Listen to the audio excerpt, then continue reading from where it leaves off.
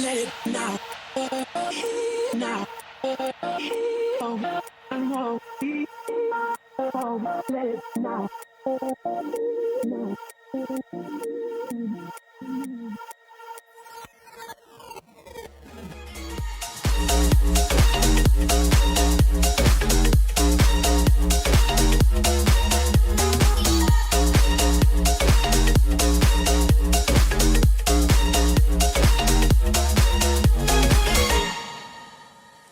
Rising with each beat of the music is bringing your flames in the fire that keeps burning. We're inviting the night in. Welcome, my heart's so full. I'm devoting myself to the night. There's no motive. We're just listening. We're existing. Hearts of fire, we will dance all night.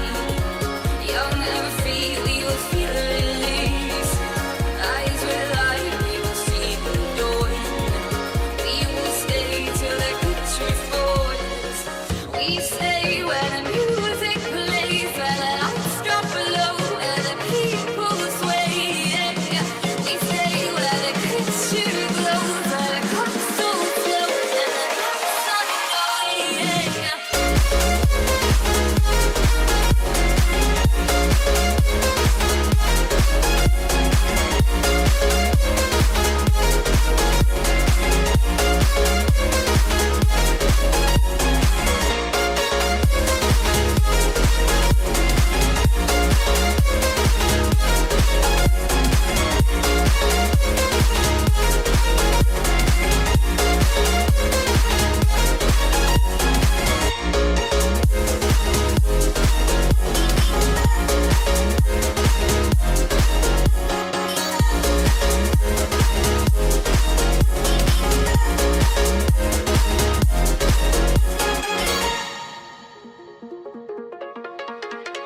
Rising with each beat of the music is bringing your flames in the fire that keeps burning. We're inviting the night in.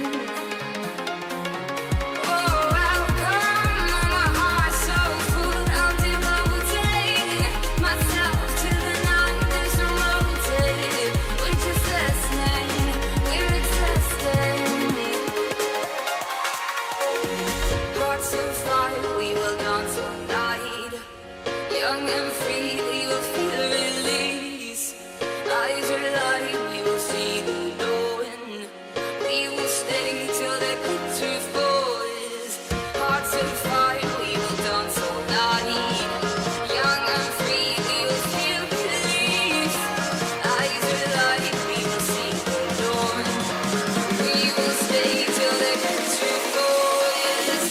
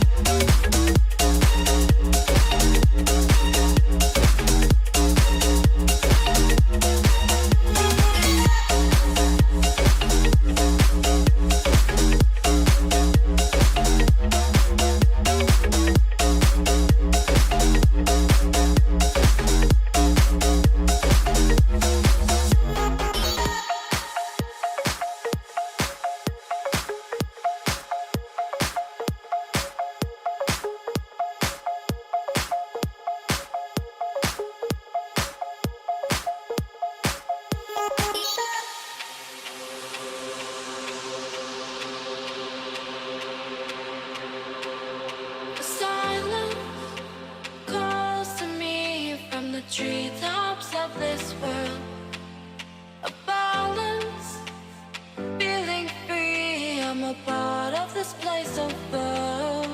And I know it cannot last, but at last I can finally breathe. And I know it cannot last, but at last I can finally see.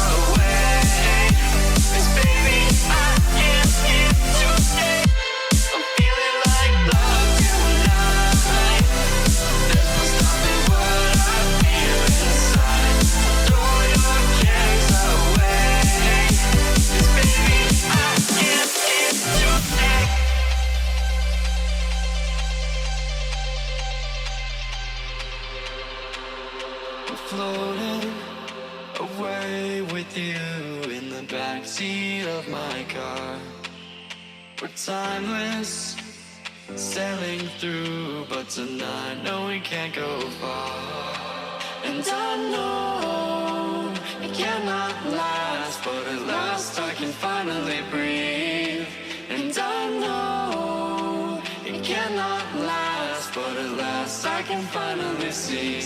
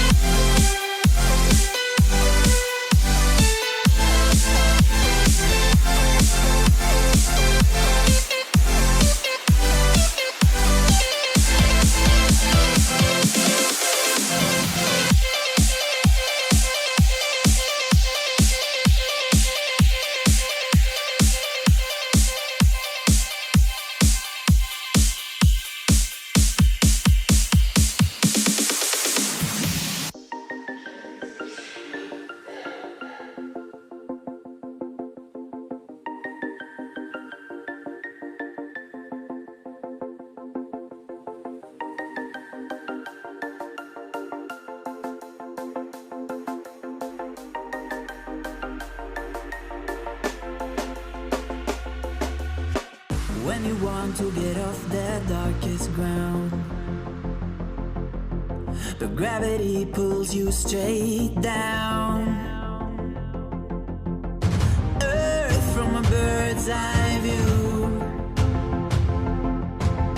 You should grow feathers and see this too. When you want to get off the darkest ground,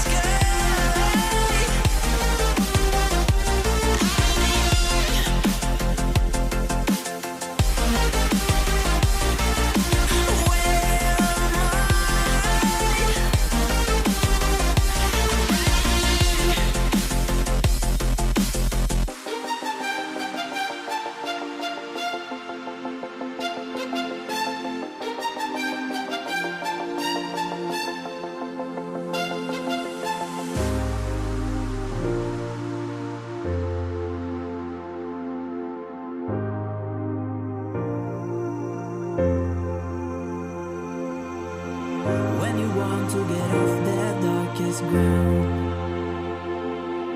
but gravity pulls you straight down.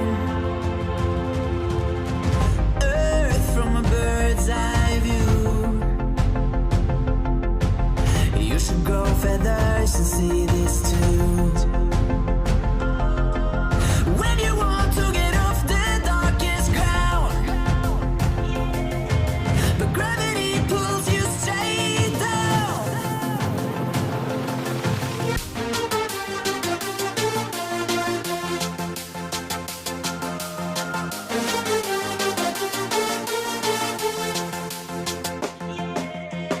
When you want to get off the darkest ground, but gravity pulls you straight down.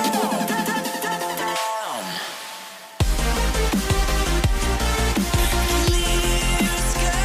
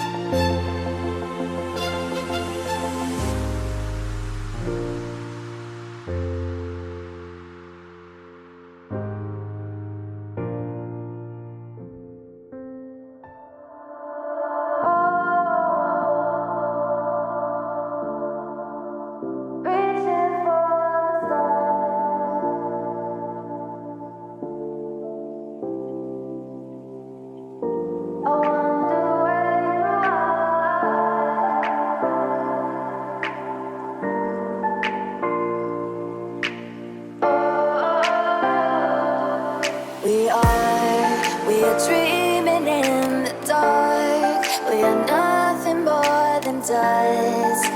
Search but you stay lost.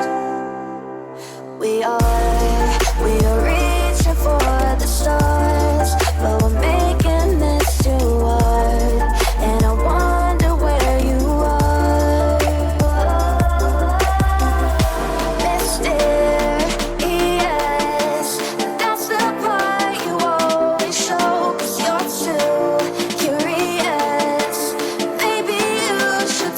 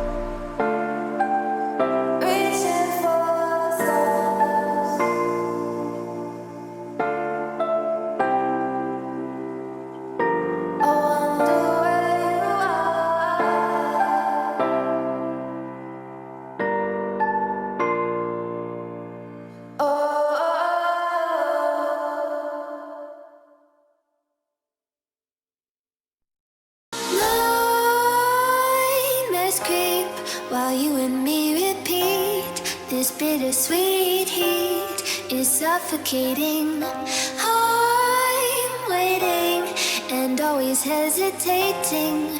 Kryptonite desires set my heart afire.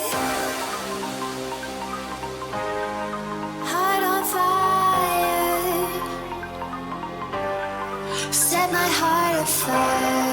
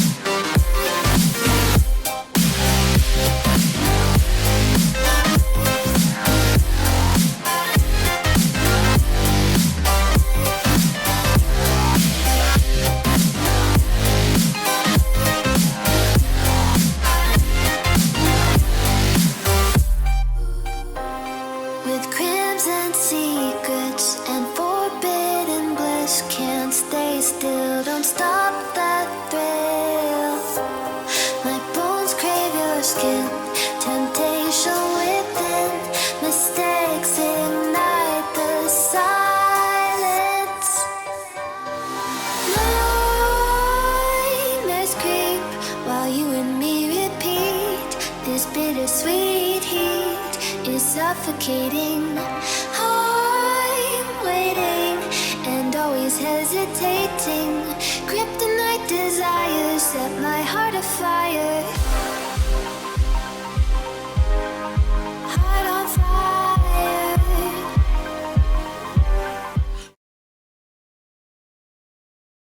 Welcome, ladies and gentlemen. It's time. Actually, when we start this off, I want to say thank you to everyone who's come out to the stream today. This is the Esports Hub 10K follower thank you tournament. I'm Paradox, and of course, Lemon Kiwi is joining me here today. Thanks, Jen, for hopping over here to cast some European Call of Duty.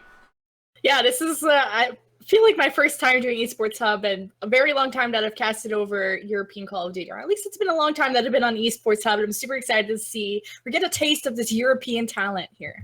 Oh, I'm really excited for this first matchup. If you don't know, we get to look at a couple of teams that really have some players that I'm a bit familiar with. Right now, we're starting things out with Team WoW and Team Aftershock. There are going to be some familiar faces as we switch over into the game. Coming out for WoW, we have Percy, Wowza, D-Ban, and Mitch on the other side for Aftershock. Henry, Benjamin, and of course, if you're always here, you always recognize Jambo and Johnny W. These guys are always coming out to play in these tournaments. It's crap ton of fun, I guess you should say. But once again, thank you also for XGamer for sponsoring this tournament. We're going to talk a little bit about what everyone can win going a little bit later. But right now, we're starting off with these best of threes, and Breakout's going to be our first map. Yeah, it looks like a mix of K-bars and NV4s, and we've got one player here, Jambo, who's going to use the E-Ride. Let's see if that sub pressure is going to be enough on this first hill on Breakout. It's going to be both setups in the middle. Mitch is going to strike first blood here on Jambo, as the first point is going to be struck by Team WoW. D-Ban pulling out an NV4, picking up one at the bottom of Visitor Center before going down. That's going to lead Wowza trying to fly in for WoW, but ends up getting shut down right away. Now we see Team WoW actually going to try and get a little bit more pressure on the top side of the map. That's going to be Mitch rotating all the way around, coming down through Spiral, but that's an easy read at this point in the game. You're halfway through the central rooftop, and we know these players have to rotate and lock down those sides and those spawns when we get to cell block, but right now looks like that solo push didn't really work out in their interest. Yeah, and Henry's just absolutely going off for Aftershock 4-1. And it's not even just the amount of kills, but his positioning around the map. Of course, he's going to go down, but really controlling that central area, making it very hard for WoW to try and go for any rotations for cell block. Benjamin, nice two-piece there. As you see, a couple seconds left in central rooftop. We'll be heading over into the second hill. Aftershock is going to be the first to get here, and that's going to be Henry watching over this left side of the map with the wall run, while his team are just going to be exploring this middle map, making sure they secure spawns, and WoW needs to get their their players together, and you can see they're trying to rotate over to the graveyard side. Johnny's going to try and stay alive, but he cannot. And then you see Benjamin coming from behind. Jambo is clearing the way. Henry as well. It's been a team kill for Aftershock and a flawless second hill so far. And Benjamin's still alive here in top launch, and of course Caster's Curse comes in, but Johnny W is going to be on the hot flank of the year. Picks up one, has a second one in his midst, cannot clean up both. But this entire time, Henry had just stayed inside of the hill, picking up as much time as possible. Still has Jambo here in the back who spotted him, and it's going to be pretty much a 2-on-3 inside of hardpoint, which at the end, Aftershock going to win that one as well, staying alive. Now, this is really difficult, transferring from cell block over to graveyard. Let's see if Aftershock can keep it going. On board with Benjamin here. Looks like Johnny W's cleared out the spiral on the other side, so the pinch gonna be in full effect. Benjamin's first engagement right in front, not spotting this one just yet. Ends up passing a player just to his right. Finds one inside the hardpoint, but there's still being one behind him. Won't be able to pick that one up. Henry wants to clean up the scraps, but there's 3 players here and he won't be able to do it.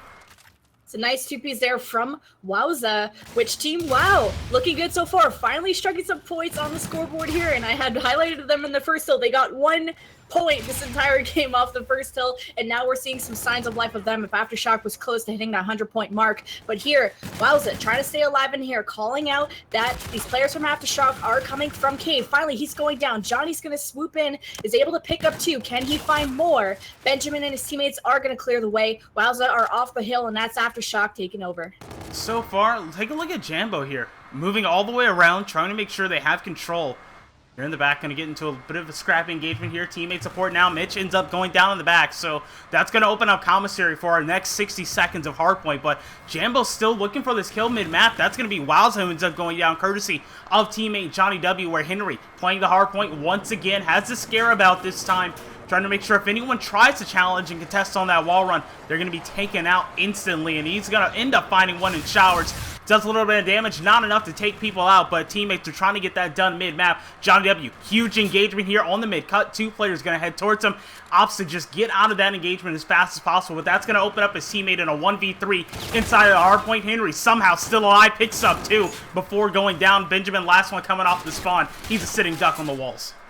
Yeah, that was a team wipe for Aftershock, and like you did highlight before, they were 2 left on the hill. They separated, which allowed his one teammate to get 1v3'd, and for that other player to get pinched as well. Gotta try and maximize these numbers and these bodies on the hill, and make sure you understand where these players could be coming from. And you could tell that player wasn't sure if they were coming from spawn or through the middle of the map. However, that's gonna be a takeover from WoW. And it looks like they're gonna get that last bit of scrap time as we go back to the middle of the hill, where Johnny will be occupying that space so far, and we're gonna have these payloads being earned so far. Henry close to the FTL, and that's about it. I think D-Ban also kind of close to his payload as well. Not too much kill streaks that we've seen so far, just a couple scarabs on the map, which haven't been too detrimental, but I'm sure in the later parts of the game, we're going to see maybe Wowza being able to make a better comeback with these payloads like Camo and other ones, reactive armor, that could really make a difference trying to take over these hills. Henry does a really good job at cutting down this spiral area. Now engaging this opponent again. This one going to be a 2-on-1. Benjamin comes through and cleans up Percy. Henry ends up going down inside hill, but for Aftershock, one thing they've done, not only through the first rotation, but in this opening hill of the second rotation, has been cutting off that side of WoW. Anytime they try to rotate over towards the hill, when they're trying to come over from this P3 area, you see 2 more players. That's going to be Wowza and Mitch try and rotate all the way over. If one of them decides to push spiral, Jambo has them dead to rights. We're in the back. Benjamin has that covered. You already see Benjamin ends up going down now. Puts a little bit more pressure on Jambo, but he's able to deal with it. Already has absolutely one shot Scarab here to back him up as well. Going to be easy kills for Aftershock once again around the cell block. Yeah, and cell block, I mean, this is where Aftershock really started dominating the game in the first rotations here, and you can tell it's almost the 200-point mark here, and Wowza, they're trying to secure these spawns, but just the setup that Aftershock have, just flooding into the hill, you can see Benjamin is such an important slayer for the team. Always getting these multi kills, and also his positioning around the hill makes it so unpredictable for Wowza to really infiltrate the hill and try and get a really solid hold of it. And it looks like they're just going to give up that last time to Aftershock, which is going to be pretty detrimental. They're going to get to that 220 mark, so they need to play this graveyard hill flawlessly if they're not going to, if Wowza don't want want to lose on this next one. For a while, you need to make the comeback, and you need to start it now. D-Band's going to be watching your mid-cut. 3-player stack inside the hard point. Wowza has one over by Cave. Needs to win this engagement against a very patient Jambo, who's just lying down on the other side. Meanwhile, the pinch coming in full effect. That's going to be 3 down for Wow. Hersey, the last one up, but he's coming off the respawn. Going to be forced to kill through this sort of spiral cut area as well. Also, being tagged up. It's not looking pretty for WoW right now. Aftershock, full control of Graveyard, and just an inch away from taking this game number 1. Just like you said, an inch away, and they might be able to win off of this one. So Wowza need to put all their forces into this one. Don't worry about rotating the next one. But it's going to be so difficult when you got Henry just popping 3 pieces, making it so easy for them. Wowza just trying to desperately get back to the hill, trying to push their last couple players one by one. Wowza going to go down, and that's going to be the end of the game. 250 to 86. Aftershock going to strike first. Oh, that is not a pretty game of hardpoint. You can easily say that, and you see Johnny W here in the final kill cam. But looking at that, I mean, really good team effort from Aftershock. The one thing that really stands out to me, Johnny W at 2 minutes and 20 seconds inside the hill. Normally focused on Henry just all the time. That hill was clear, and he was able to pick up a lot of time, but it was a team effort at the end of the day, and that's exactly what you want to see from them going into the next round. And yeah, from what I noticed on the team of Aftershock, it was when they clear out a hill, they do it with they team kill WoW off the hill. It's not even just getting a couple, and it's like I see Henry and especially Johnny popping those 2 and 3 pieces to clear an entire hill by themselves, so they can make one player play like 3. And that's what makes Aftershock so scary in that initial hard point. However, we do have pre-sick Uplink coming up next. So still lots of energy, lots of gameplay going on still. Very excited to see if maybe WoW can strike back in the Uplink, which is a totally different game mode, totally different type of strategy. And maybe they can do a little bit better than this 250 to 86 that we're looking at. Yeah, I would assume so, but even then, you think Uplink is such a team-oriented game mode. It's starting to put some doubts in my mind as we might just see the 2-0 here as we start off in the round of 16. But let's talk a little bit about what these players are playing for today. Of course, you're coming away with an easy, 200? Is it euros? Is it pounds? See, this is the thing that Pounds, ends up hurting me. I'm pretty sure it is, but 200 for the first spot, and then, of course, X Gamer helping out with this tournament. You're going to come away with, I believe it's a mix. I'm trying to get all my terminology right. It's like a tub. I'm pretty sure, but I will go through, check on that. Everything will be okay. But just looking at some of the things that have really come across from the Esports Hub, this has been a really good year, I would say, for the company itself. And of course, this tournament is pretty much dedicated to all the fans and everything that have been there for a while. I'm probably going to adjust some things if people know, with like the talk show and stuff later on in the tournament, give you a hint at what's coming soon. But for right now, we do want to thank everyone for, giving as much love as possible. The website launch has been really good. Of course, it's still in beta. Make sure you give us all your feedback on the website. And as far as the tournaments are concerned, we're getting great tournaments from Call of Duty to Paladins has been really popular. We had some of the Uncharted people and Last of Us community playing as well. So it's been a lot of fun, and that's really in thanks to all of you supporting us.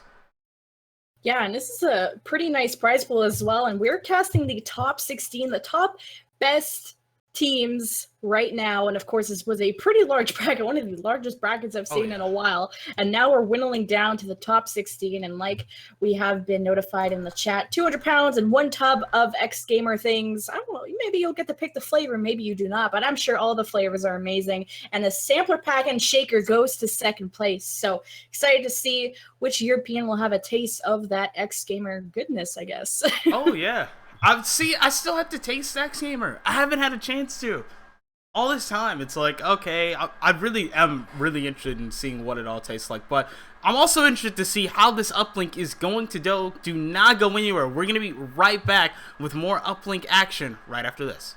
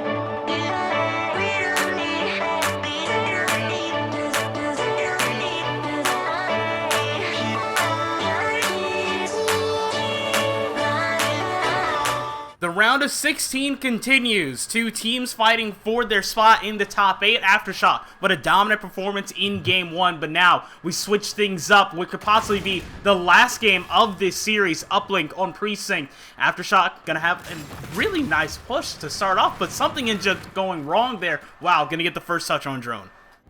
Yeah, Mitch is going to carry the drone. He's got D-Ban with him. It's only going to be a 2-man push. He's going to throw it out. Some EMPs being exchanged. But that was a nice team kill to start off, and they also have the preferable side. So WoW can sort of make up for that L that they took in map number 1. Starting off with some points, hopefully a spawn trap. D-Ban trying to stay alive, finds 2, and needs to make this drone happen. Can't get the third, and I think he did. Maybe his teammate got him. I think he got 3 players before he got shut down. Either way, WoW's not going to be able to convert any points here so far.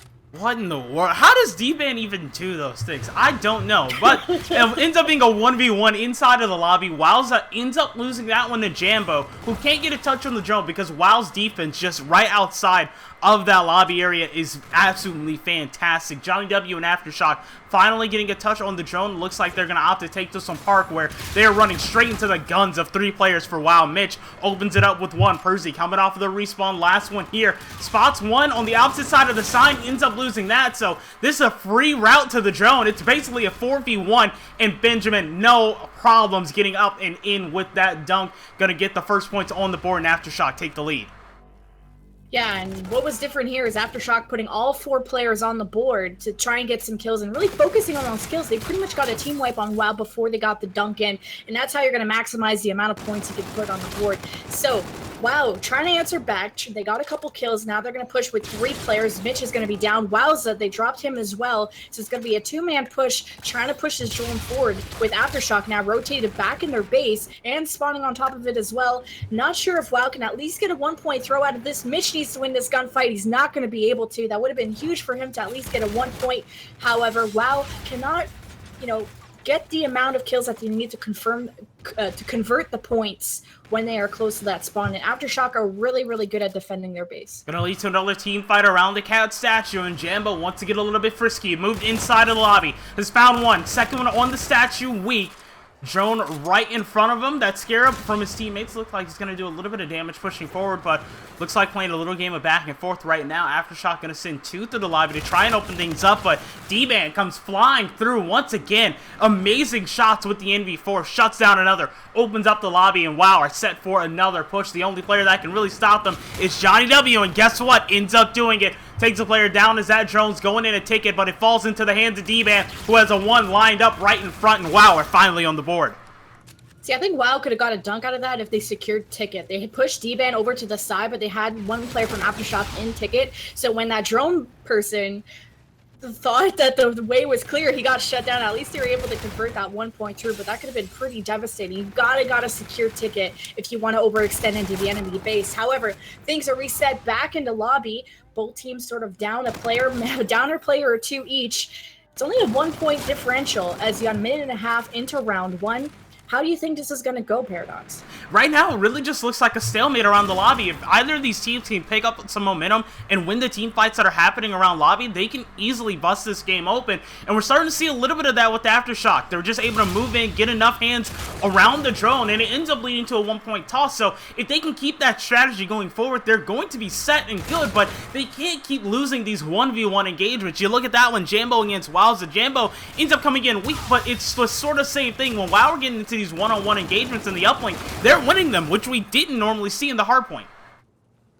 Exactly, and they're even trying unconventional ways, or sort of unconventional, to going through that backside for the 1 point throw, which usually you go back there for a dunk, or it's very different that you'll go through that backside versus the front, and they're able to adapt to the positioning of WoW or the other team, and just still being able to get some points on the board. Now it's only a 1 dunk difference as 40 seconds are left. WoW are trying to push these players on the drone, but they just put a player on the drone with 3 players with Aftershock in the face, so WoW's is going to go down right away. Only 2 players from WoW to really try and stop any points from going through. Seems to be a sort of stalemate situation. Aftershock are coming off from respawn, and so are WoW, so it's going to be sort of a final gunfight to see who can put some last points on the board. Looks like Benjamin and company might be able to get this one. 15 seconds left, but no, the satellite drone ends up respawning. Johnny W has to go all the way back into the lobby to grab this one, and he needs Benjamin to stay alive here on the front line, trying to do as much damage as possible. Benjamin picks up 2, the toss is up, but it is intercepted by D-Ban,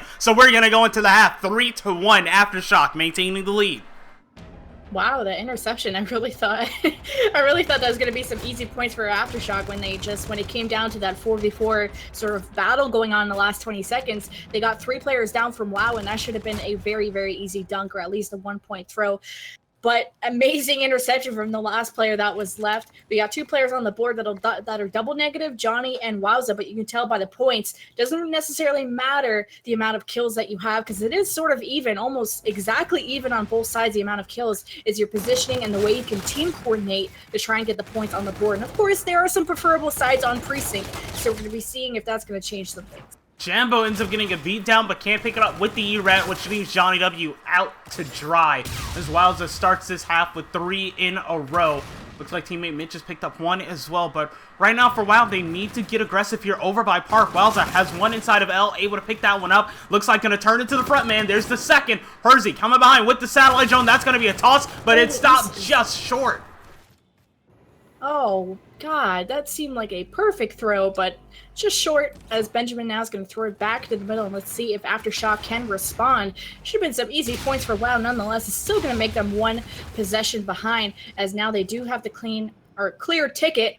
WoW's only going to be down 1 player, but they have their players in the base. Mitch is going to go down. Wowza's going to go down. This is Benjamin's chance to put a dunk on the board. Obstacle towards the right side. His teammates are clearing it up, and that's another dunk for Aftershock. 5-1. 4 minutes left. And they try to get aggressive and push into the back alley as well, but that ends up just meeting it with death. Jambo, finally the last player, a threat to the spawning players for WoW, ends up going down, and it's pretty much a reset. Another team fight for control of the lobby area and the neutral objective we call the satellite drone. D-Ban in control of ticket, spots 1 high in the sky, tries to get out after doing a little bit of damage, but possession once again goes over to Aftershock. That's Benjamin slipping in, grabbing the drone, rotating it all the way around his teammates as well, and just running away with this one, wasting as much time as possible, as Aftershock look like they're going to try and group up and push this one down the street. Yeah, and almost the majority of the points on Aftershock are coming from Benjamin. This is the expert with the drone. You could tell because now he's going to heaven with the drone, and almost literally, because since he just died. But trying to play keep away is another form of strategy you can use in Uplink, and he's in a very secure position with his teammates, getting his cutoffs. Eventually, he does go down, but that did bring 30 seconds on the clock. So now WoW have some time to work with, and it's getting a little bit even deeper in the hole as now Johnny just slams in another 1-point play, making this a very even larger lead for Aftershock. WoW right now need to win these engagements and grab control of the drone. They're getting it done in the slaying department, but look, again, they have man advantage, but lose the satellite drone. That's Henry grabbing it and just running away. Almost makes it into another 1-point opportunity, but luckily for them, is cut down beforehand. D-Ban now in control of the drone, has the overdrive to work with. Teammates trying to slay out Park. He's going to go up and around for what seems to be the 20th time this game, solidifying another kill on the scoreboard. Has another one in its fist, but won't be able to get it there. So it's just battle after battle. WoW are coming out on top and slaying, but Aftershock are getting the touches on the drone, and when they have these pushes set up, look at this. It ends up being a 3-on-2. They end up neutralizing, making it a 2-on-2 now, and all they have to do is have good teamwork, delay some of these players, and they can get more points. Yeah, and WoW are delaying this really well right now. They only had 1 player left in the base, and he was somehow able to delay this enough to have his whole team spawn in and eventually stop this push from Aftershock, which the points have still not yet been converted. A minute and a half, however, that's 3 going down for WoW, and you're going to have D-Ban use that overdrive and beat down somebody, and he's going to maybe single-handedly get a dunk in for WoW, which I'm not sure if that's going to win the game, but that would be some magic, and he's going to go down. But that was a great use of that overdrive to get the drone out of the base. We want to go for the throw up and over construction, but ends up being cut down there right towards the end. Looks like a little bit of a mess up with the thruster pack there, and it's going to turn possibly into points for Aftershock right now. Henry ducking and diving around the charging station, but we have 3 players closing in on you for a while. You're going to go down pretty fast, although they're still a long way away from winning this game and forcing a map number 3, but let's see if they can start it here. Pushing all the way through China, you have Wowza on your screen. Throw up and over, will not have enough on it to get there, and that's going to be another turnover, and Benjamin just going to respond with an overdrive of his own to get it over towards Street for Aftershock.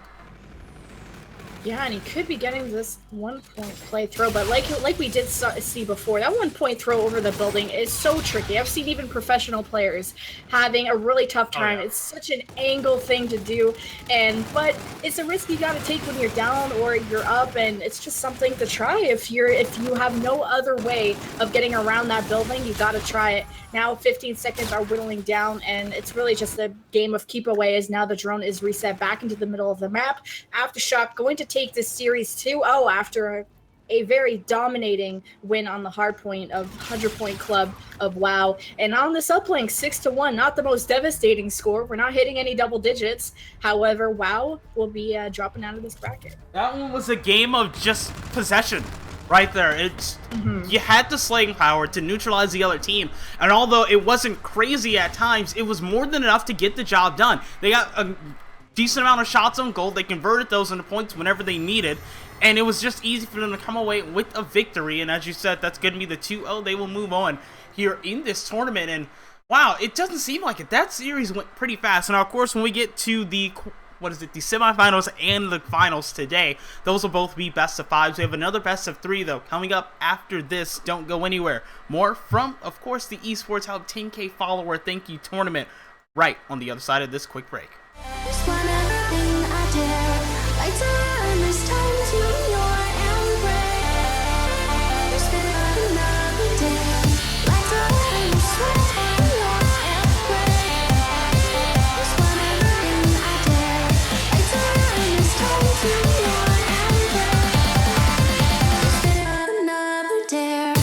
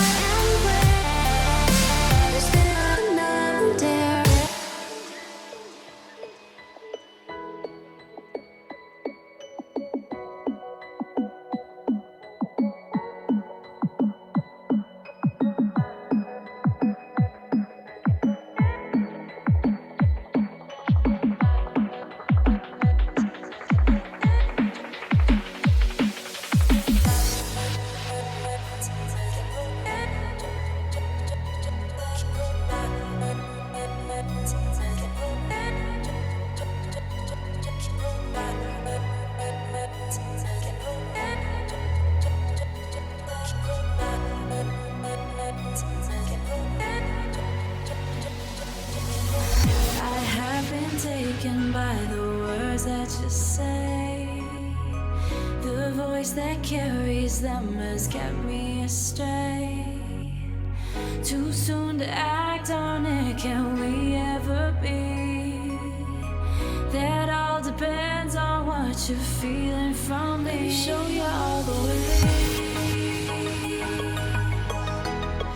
Let me show you all the way. Let me show you all the ways, yeah. Let me show you all the ways. Oh.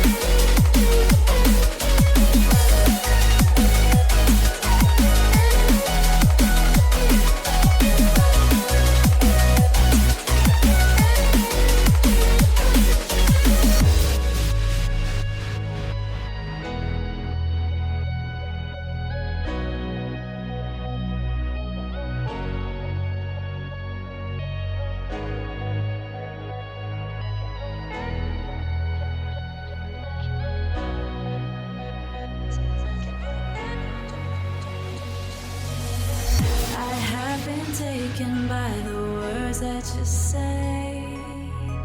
The voice that carries them has kept me astray.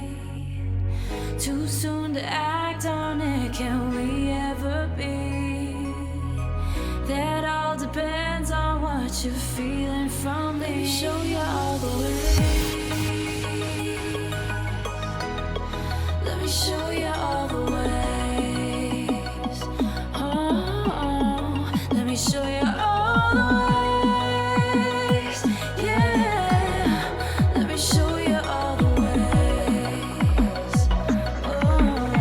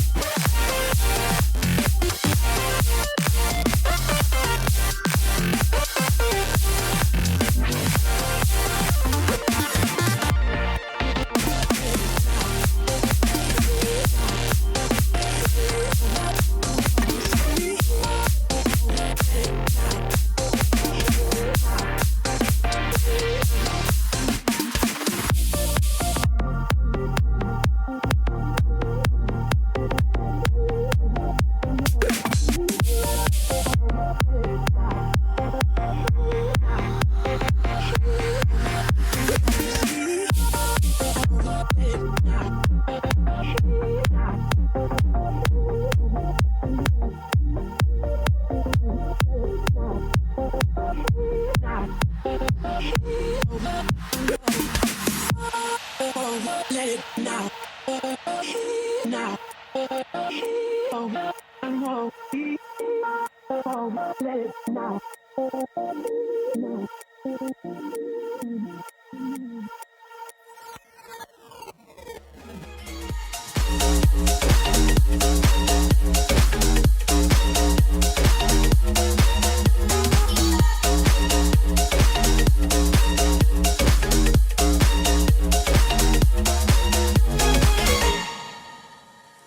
Rising with each beat that the music is bringing, we're flames in the fire that keeps burning. We're inviting the night in. Welcome, my heart so full, I'm devoting myself to the night. There's no motive, we're just listening, we're existing. Hearts of fire, we will dance all night. Young and free, we will feel the release. Eyes will light, we will see the dawn. We will stay till the picture falls. We stay where the music plays, where the lights drop below, where the people sway. We stay where the picture glows, where the crystals flow, and the lights are glowing.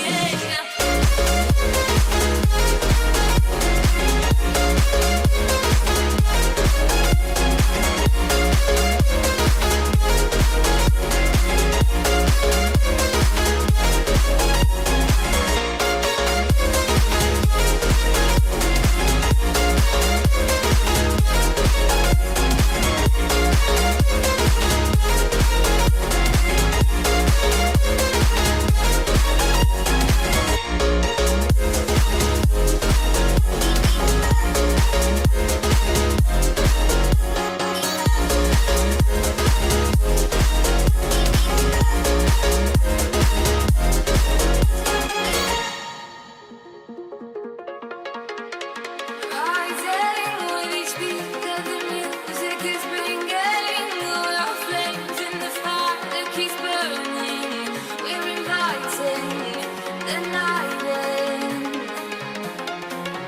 Oh, welcome, my heart so full, I'm devoting myself to the night. There's no motive, we're just listening, we're existing.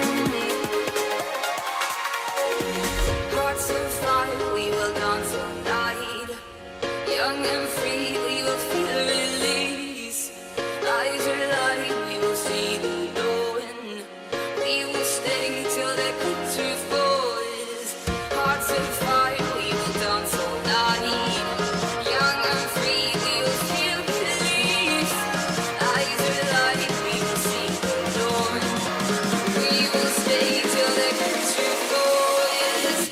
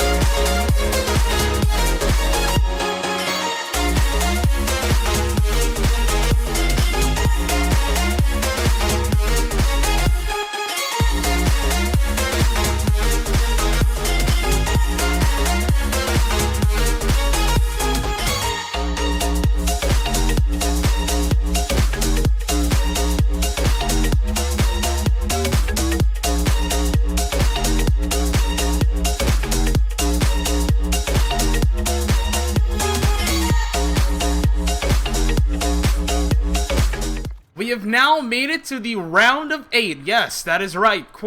No, see, I'm already... No, wait, did I have that right? Quarterfinals. Yeah.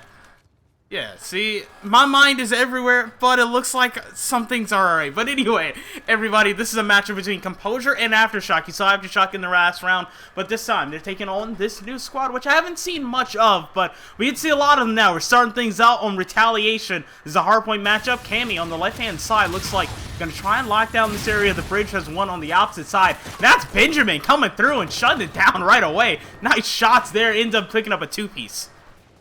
Yeah, and I was a little bit worried at the start of this match because Aftershock were having those emotes with the white flag, and I really hope they're not showing the white flag. It's kind of looking that so far. 14-1. Composure are looking strong so far. Keza, I'm sorry, is going to get a two-piece. Genesis going to clean up that third player, and Composure are just team killing after team killing Aftershock, and this is going to be almost a flawless first hill before we go down into lower street, which another 20 seconds. It doesn't look like Aftershock are focusing on those rotations. You're going to have to notice that number 5 player, Johnny, is coming from behind to try and pinch these last players. Looks like Johnny might have one right in front, and there you go. Ends up taking out Keza, so I was going to say the final 7 seconds end up going to Aftershock, but no. Genesis still here, locks it down, picks up the scrap time, doesn't want to die, but has to hit the dirt at some point as Benjamin comes up with another 2 pieces, picked up 3 in a row. Ivano inside, trying to lock down this middle hotel. Will not be able to do it. Aftershock finally climbing back here on the scoreboard. Have control of the lower street, but it will not last for long. Henry's going to get challenged inside the hardpoint. Look up, around, and everywhere, but Johnny, teammate, comes through, cleans that one up. 3 in a row, and now Aftershock have more than enough room to move around the map, but another push coming in for Composure. Looks like it will not last for long as Johnny W keeps the streak going with 4. Yeah, and Aftershock are really hanging on to this lower street. You had Benjamin to start off the hill with 2 or 3 kills. Johnny's been single-handedly holding this down by himself. He's got the Scarab if he wants to throw that into that bike garage, which looks like he's just going to be contesting the hill. Wait for that player to challenge him. And now it's going to be Aftershock now climbing back into the lead. Single-handedly with just holding lower street. Now rotations over onto the next hill. Composure on the complete other side of the map. However, if they're able to win these gunfights, this is going to be such important time for them. However, you're going to keep your eye on Johnny, who's going to be at the front gate here. Benjamin and Jambo cleaning up some players from Composure, and Composure have 2 players left. That's Eviano, I believe, and Genesis, who need to go in huge here. Genesis, the last one, is up against 3 players from Aftershock. This should be an easy pinch for them, and that's going to be some great money time here for Aftershock. A combined 9 streak on the side of Aftershock right now. This team has come alive and pretty fast as well. Henry able to spot one that's trying to move into the hardpoint, ends up getting taken out, and is going to smell blood and look for more. Another one on the outside curve goes down as well. Teammate Benjamin picks up Keza as Keza's moving over towards the hardpoint, and Benjamin's now in a position to get aggressive inside the hotel, but doesn't check that close corner where Ivano is just sitting there waiting. Now the setup in Cathedral remains unbroken, but it's now time to move across the map over towards the broken building. Johnny W is going to be the first one in line for Aftershock. Close quarters engagement finally sees the end of the 5 streak as Composure will have the early control. Over on destroyed building that's just spawned up. Composure's going to have that initial control. Cammy is going to be here on the side, and we got players on the other side here. Keza up against 3 players here. Cammy needs to help out his teammate. Somehow, Keza's able to get a couple kills before he is traded out, but Cammy needs to help out his teammates here. Now he's going to get challenged from behind. Ops to just try and contest the hill and try and keep as much points as they can, as Composure need to climb back at least 40 points. However, Keza and Genesis able to just clean up the street, and Cammy is somehow still alive in this hill by taking shots from left, right, and center, and somehow Composure is still in control. Composure forming that buffer around the hardpoint, seeing them pick up more than enough time on the destroyed building after losing pretty much all of Cathedral. Keza on a 4 streak, has a 5th one right around this bus, finds it, wants to pick it up, but no! Benjamin comes through, another impact play, shuts it down, gets 3 seconds of scrap time, and teammates already in control of the hotel. You already see Jambo opening gunfight, shuts it down. There's another one coming to the left, but you see Johnny W ends up going on a flank and picks up 2. Hotel is absolutely clear. You have Benjamin staring down the eyes of Cammy, who's coming just off the respawn. Cammy somehow ends up slipping past the defense, but will Cammy be able to make an impact on the hardpoint? Has already taken out 1. Opens up the bar area, but needs to work with teammate Keza to pinch from both sides. The pinch comes through. Both players shut down. Aftershock gonna maintain control of the hotel hallway. And I think the issue that we've seen over in Destroyed Building and now this Till with Composure is they rely on a lot of individual skill. Like you've seen sort of Cammy and Last Till kind of by themselves and Keza trying to get these multi-kills and try and make things happen on their own. And this is why they cannot get control of Hotel. You see Johnny is picking people off one by one. And finally we're seeing Eviano waiting for his teammates to come in and try and infiltrate it. However, now they're just focusing on Bridge, but absolutely no time went to Composure over on Hotel. Hopefully they can make something happen on Bridge here as Johnny's going to have some streaks and only able to pick up Cammy, and has been, I believe, a complete reset out of both these teams, but Aftershock are in such a large lead after that Hotel control. Smart play from Johnny W there. Comes into the hardpoint, picks up one, secures the bombardment, and now teammates are getting pretty fast and moving out and pushing out this hardpoint. Henry ends up helping out teammate Benjamin as he picked up two. The Scarab's going to pick up another with the explosion done, but Aftershock can get aggressive. What we saw last time from Composure on this Bridge hardpoint was as soon as they had control of the hardpoint, they did not let up. It was ruthless aggression from start to finish. They knew how to push out this hardpoint, knew how to force the spawns over towards the other side, and we're seeing that happen right now. It only takes one good break sometimes, ladies and gentlemen, and you see Keza on the front lines taking damage left and right, has one in front, but Benjamin once again, this smart shot through the bottom of the car, slides it through, secures 2 more seconds of scrap time, but what we're not seeing from Aftershock this time is a smart rotation over the lower street. That's where Composure won this battle, and Genesis is already set up inside the hardpoint. Yeah, and Composure having those early rotations. And the last rotation over on Lower Street, this is where Aftershock got a huge chunk of their time, and it was namely Johnny holding it down. Now they need to infiltrate that once again when Composure, they only have one player here, that was Eviano. He gets shut down there by Benjamin. So now he needs to watch over to his left side where Composure are spawning on Market. So Cammy going in huge, picking up 2 players, and this should be a nice chunk of time for Composure. 30 seconds left. Aftershock need to also focus on Cathedral coming up next, because that's going to be another money hill that could really set this lead apart. Cammy is free to just make sure this street is clear. Meanwhile, inside of the hardpoint, teammate Keza has 2 getting ready to go for the push, ends up falling. That's going to open things up for Aftershock with less than 10 seconds left on the lower street. This is going to act as a transition. Of course, they're picking up time here, that's fine, but they really need to get aggressive and push on this back market. Johnny can provide some sort of support, but really wanted to clear the way for Henry and company, who were pushing through the hotel towards this next hardpoint. They end up going down, and now Aftershock are stuck at these golden doors. They need to have some sort of a plan. They might end up having to use Camel here. I feel like it might be a little bit ill-advised for him to do it now, especially with Genesis getting ready to come through and clean up a kill on Johnny as he's calling in streaks. Yeah, there is some streaks coming in. Let's see if he can find anybody. Is able to pick up Keza and also move Composure out of the hill to allow some room for Aftershock to come in. So that was a 3 versus 1. Easy gunfight for Aftershock to be able to take over Cathedral in the last 23 seconds. But what Composure did so well is to really hold Hotel almost at the same time as Cathedral to be able to have at least 75% of the time on that hill. However, now going into the next hill, scrap time in favor of Aftershock. It's quite a large difference still, almost 60 points. So you're going to need Composure to just have, not only have those early rotations that they did so well in Cathedral and Lower Street, but to also push back these players from Aftershock as a whole. Aftershock doing a really good job of picking their engagements, but Composure able to do the same thing as well. Cammy takes one out with the AR in the bottom tunnel, but right now they don't have that sort of front line that they had last time when it came to the destroyed building. They need some slaying here, and it looks like, there we go, finally coming through. 2 end up falling down. There's going to be 3 down in favor of Composure. 1 more threatening here around the orange bus. That's Johnny W on the opposite side. Hasn't shown himself just yet, but the shots keep coming through. Make sure they know this player is there, but Johnny W ends up sort of buying enough time for teammates to end up getting here, but they still can't break the setup of Composure. Ivano has pretty much not been touched inside of the hardpoint. First real engagement coming up now, and he ends up losing that one. Aftershock finds a way through the defense, get 2 feet inside the hill, but as soon as they do, they're taken out again once away.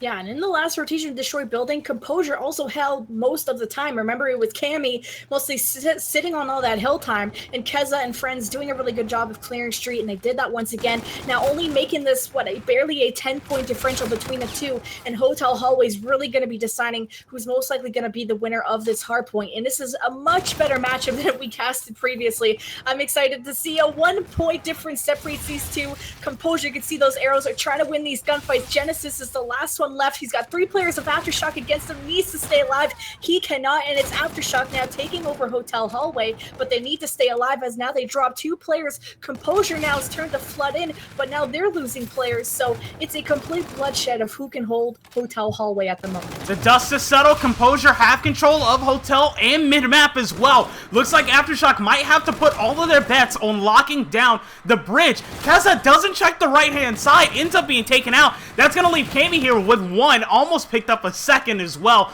The scrap time goes over to Composure, but both of these teams pretty much have to fight for the bridge. It pretty much comes down to this. Cammy ends up winning a huge gunfight right in front against Johnny W. That's going to act as an entry lane inside of the hardpoint where Composure can at least buy for more time here in game 1. Cammy trying to dodge and duck left and right, will not be able to stay alive. Aftershock, control of the hardpoint, still do not have the lead. They need to continue to stay aggressive, continue to push out. Johnny W does have control of the active camo here in what could be the closing seconds of game number 1. The script has not been flipped just yet. Composure able to make their way back over to the hardpoint and buy for more time. Yeah, as long as you can keep one body on the hill to contest, it doesn't matter how many players the other people have. Payloads being struck left and right. Jambo with the reactive armor. Jambo's also calling in some streaks. I believe that was Johnny that might have used some streaks as well. And there's just chaos going around. Barely any points on the board. 5 seconds left for Aftershock to walk away from this. Jambo is on an 8 streak. He also has more streaks in his back pocket, and that's going to be a win for Aftershock, 250 to 238. Jambo showing up huge in the closing seconds of the game. Pops the reactive armor, moves inside the hardpoint, secures streaks, shuts down the other team's reactive armor, and then picks up more kills just to pad on the stats there at the end. Great win through and through from Aftershock. Gets pretty scary there towards the end, I would say, versus Composure. I feel like this uplink is going to be really fun.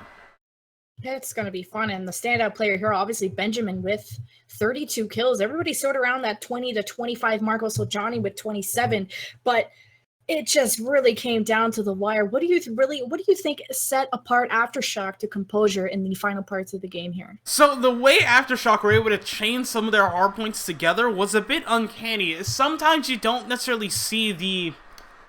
I'm trying to find the right word for it. The sort of split that we have on the map. We always talk about retaliation. Normally you have one hell being Cathedral going to one team and then Broken going all the way to the other side.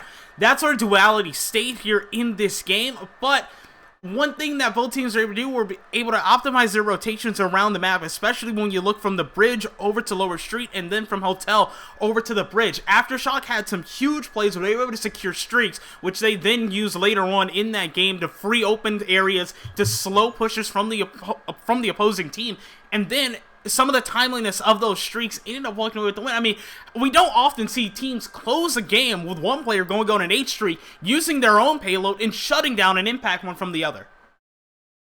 Yeah, it's just an amazing play of payloads and just teamwork out of both teams. I think anybody could have walked away with this first hard point.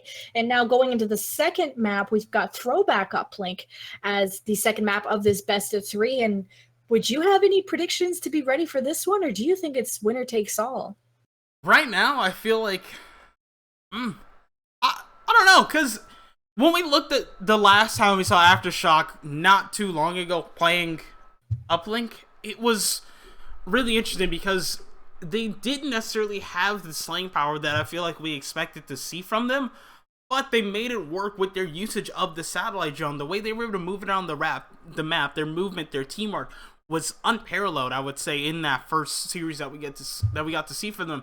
But you had a lot more room to work with. Precinct ends up being a lot more of a stall. Things can get going pretty fast here on Throwback, so I feel like it's a bit odd to say, but if Aftershock end up going down, I really want to see how they're able to fight this one back. Of course, you have overdrive on both sides, but really staying in this game, making sure you're able to move that drone effectively is going to be one thing I'm looking at. But if Aftershock show what we saw in their teamwork in that first series, I feel like they finished this one with another 2-0. Yeah, and do you think there's a preferable side as well on Throwback that might be sort of translating how they played onto Precinct? You know, is there one preferable side that you think will get a lot of points here on Throwback, or do you think it's more evenly matched up? I feel like it's a bit more even on throwback. I mean, you have one side when you're looking over towards Grandma's that you can easily set up some 1-point tosses. If you are able to sort of move that drone over by Lemon and then work its way over, then you're pretty good for 2-point opportunities. We're on the other side. I feel both sides of the map have some easy 1-point opportunities, but if you're using the cover to your advantage, you can set it up for 2s. I feel like that sort of good and bad side isn't necessarily the same on this one. I feel like this one is a bit more even, and there's routes to win for both teams. Yeah, I think you're right. Maybe attacking towards Barn, the 1-point throws might be just a little bit easier because attacking towards Bowling, you have that sort of corner you got to go around, and maybe not the easiest 1-point throw if you're heading towards Bowling. Either way, a lot more evened up than Precinct, where you can have some really heavy spawn traps going on. However, we did get a taste of what Aftershock can do in Uplink over on Precinct. You know, it wasn't even like a 30-0 type of game. It's only a 6-1. However, we didn't get to see how Composure did in their previous matchups in other series. But I mean, they got this far, so I'm thinking after that hardpoint that we did see, this is going to be a very, very good and evenly matched up lane. Seeing a good breakout so far from Aftershock, taking out 2 from the enemy team. Their front land, Jambo, ends up going down, so that's going to be 3 down in favor of Composure. They've opened up the train platform. They can get aggressive with that satellite drone, especially now with Benjamin going down. On board with Cammy, in control of the satellite drone, working its way around. This is pretty much a huge sin in Uplink, but they end up making it work. Frontman has the drone, ends up getting the throw over the concession stand, and there's your first point of the game going to Composure. Yeah, it was very, very quick as well. Less than 45 seconds into the game. Both teams have switched also to a 2-rad, 2 E-rad, and 2 AR setup, also making this very aggressive playstyles at both these teams that are coming up versus the 4 AR setup they've been playing in the previous hardpoints. Now, drone is reset back in the middle of the map. You got Henry already dropping a 3-piece. 3/4 of the team are down for Composure. Benjamin is now going to move up this drone and actually going to drop it, let his teammates pick it up. Notices there's 2 players in the Grandmas. See if they can get these players to flood in there. Maybe throw a nade, but they're clearing out these players. There should be some points on the board for Aftershock if they're able to grab the drone with it. This is up to Johnny to either help out his teammate or try and go for the 1-point throw, and looks like not enough time as the drone is reset back to the map, in the middle of the map. Smart play from Johnny to back up there. Now 2 weapons, has 1 for close quarters, 1 for long range. Gonna try and keep this streak going. He's only picked up 2 in a row, but it's in a pivotal position for Aftershock right now if they want to move this drone forward on the map. Cleared out top restaurants. Once again, now looks like Lemon will be the choice, will be the area they pull into force, but they end up losing the lead engager there, left with 2 on the map. Somehow both of them staying alive. Henry not going to reset the armor, 1 straight into Grandma's. 1-point toss is lined up and doesn't go for it once to get the 2, but yeah, 3 players coming off the respawn for Composure. That's an easy defensive stand. I guess there must have been an error in communication or something. I mean, you're only down by 1 point. Might as well go for it. The thing that is guaranteed, you even seeing Composure now shooting some bodies, so they're fired up. Genesis is going to throw the drone into the spawn. Not, unfortunately, goes down in that situation. Composure not having the composure and the numbers to be able to push up the drone currently, as Henry's going to get a 2-piece. And now this should be an opportunity for Aftershock to at least defend their base, make sure it's cleared out. They have middle map completely cleared as well, as Jampo's going to pick up another 2-piece. So this is Aftershock's chance to put at least some points on the board. They turn their defensive stand into a pinch, which is now opened up Lemon and the rest of the map for them to move forward. Henry ends up going down in Grandma's, but the drone made its way through the middle of the map, up and over the fence, and that's another 1-point toss up and on the board. That's the equalizer, tied up at 1-all, and Johnny W still alive here in top restaurant. Somehow picked up 1 second in his sights, wants to pick it up and just gets away. Keza does with a sliver of health. Drone is reset back into the middle of the map. 3 players go down for Aftershock, as now it's Composure's chance, but they only have 2 players up, so this has got to be a flawless teamwork out of Keza and Eviano, as Keza's going to try and push the spawn here with the E-Rod. He's able to pick up 1. Eviano needs to stay alive here and help him, and that's Keza with 2, Eviano with the 3rd. This should be a dunk. The only player I have to worry about is Benjamin in the spawn. He's able to find 1. Can't find the other. He goes down. Composure gets some points. At least go for the 1-point throw. the man count is evened up, and the 1-point throw is connected, giving Composure that 1-point lead. That might be the one craziest route I've seen throughout the past few months. I was just thinking to myself, like, just try to throw it. They end up going the long way around concessions. Somehow they end up making it work, and Composure are now set in a position to try and get another scoring opportunity on the board. Keza throws the drone forward, 2 down in their favor, picks that one right back up around the corner. They are the toss. That one's up, that one's in, and the lead has been extended to 2. Nice. So this is looking really good for Composure so far. And now Aftershock need a dunk to even things up. Keza also has a Scarab in his back pocket. Now it's a battle for that middle map control again. You see kind of Composure a little bit spread up around the map. You got Keza on one side, you got Genesis on the right side of the map. Now they're converging into the middle, trying to pinch these last players. They got 2 players down from Aftershock now, trying to push the drone forward. Cammy's going to be in charge of that as Keza and friends now clearing the base. Benjamin's going to go down. This is a free dunk for Composure. This is the thing that I was a little bit worried about for Aftershock. Throwback, you have a lot less room to work with, which means the map can be a little more punishing if you do find yourself in some unfavorable situations. And Composure might be able to get another 1-point toss. It is up before the half, but it will not drop in time. Composure going to be up by 4 as we enter the half. I need those, like, basketball buzzer beaters, where the ball leaves the hand, the timer goes off, and then it goes ding, and then you get the point. That's some cool buzzer beater stuff that probably would make COD 5% cooler, but nonetheless, timer's going to go off. We're going to go into the next round with 5-1 Composure now. Can they push this third map? It's looking like so. 5 minutes left for Aftershock to make the comeback. And Keza starting the half at 20-8. Ridiculous stat line so far. Does have some points to the name as well. It looks like we get into an opening engagement around that train tunnel. Slides through, spotted 1. Ends up meeting Johnny W in an unfavorable position, and Johnny comes up on top in that gunfight. Speaking of which, we'll be the front man here, trying to work together with Jambo to get a first scoring opportunity of the second half. But with Jambo going down, Johnny has to play for a lot more time and rotate it over towards Benjamin. Yeah, and Johnny's going to take his gun out, but it's going to be Cammy shutting down this push by himself and now recovering that drone, or at least just pushing it forward towards this left side, trying to attack this lemon side. You're going to have Cammy push up into Grandma's, get a huge kill there on Benjamin. Now the only blocker to worry about is Johnny. The 1-point play is cleared, looking like they want to dunk, and they will get it, extending that lead to 7-1, and Composure is on fire. And although Aftershock are able to clear their base, Composure just able to fight back every single time.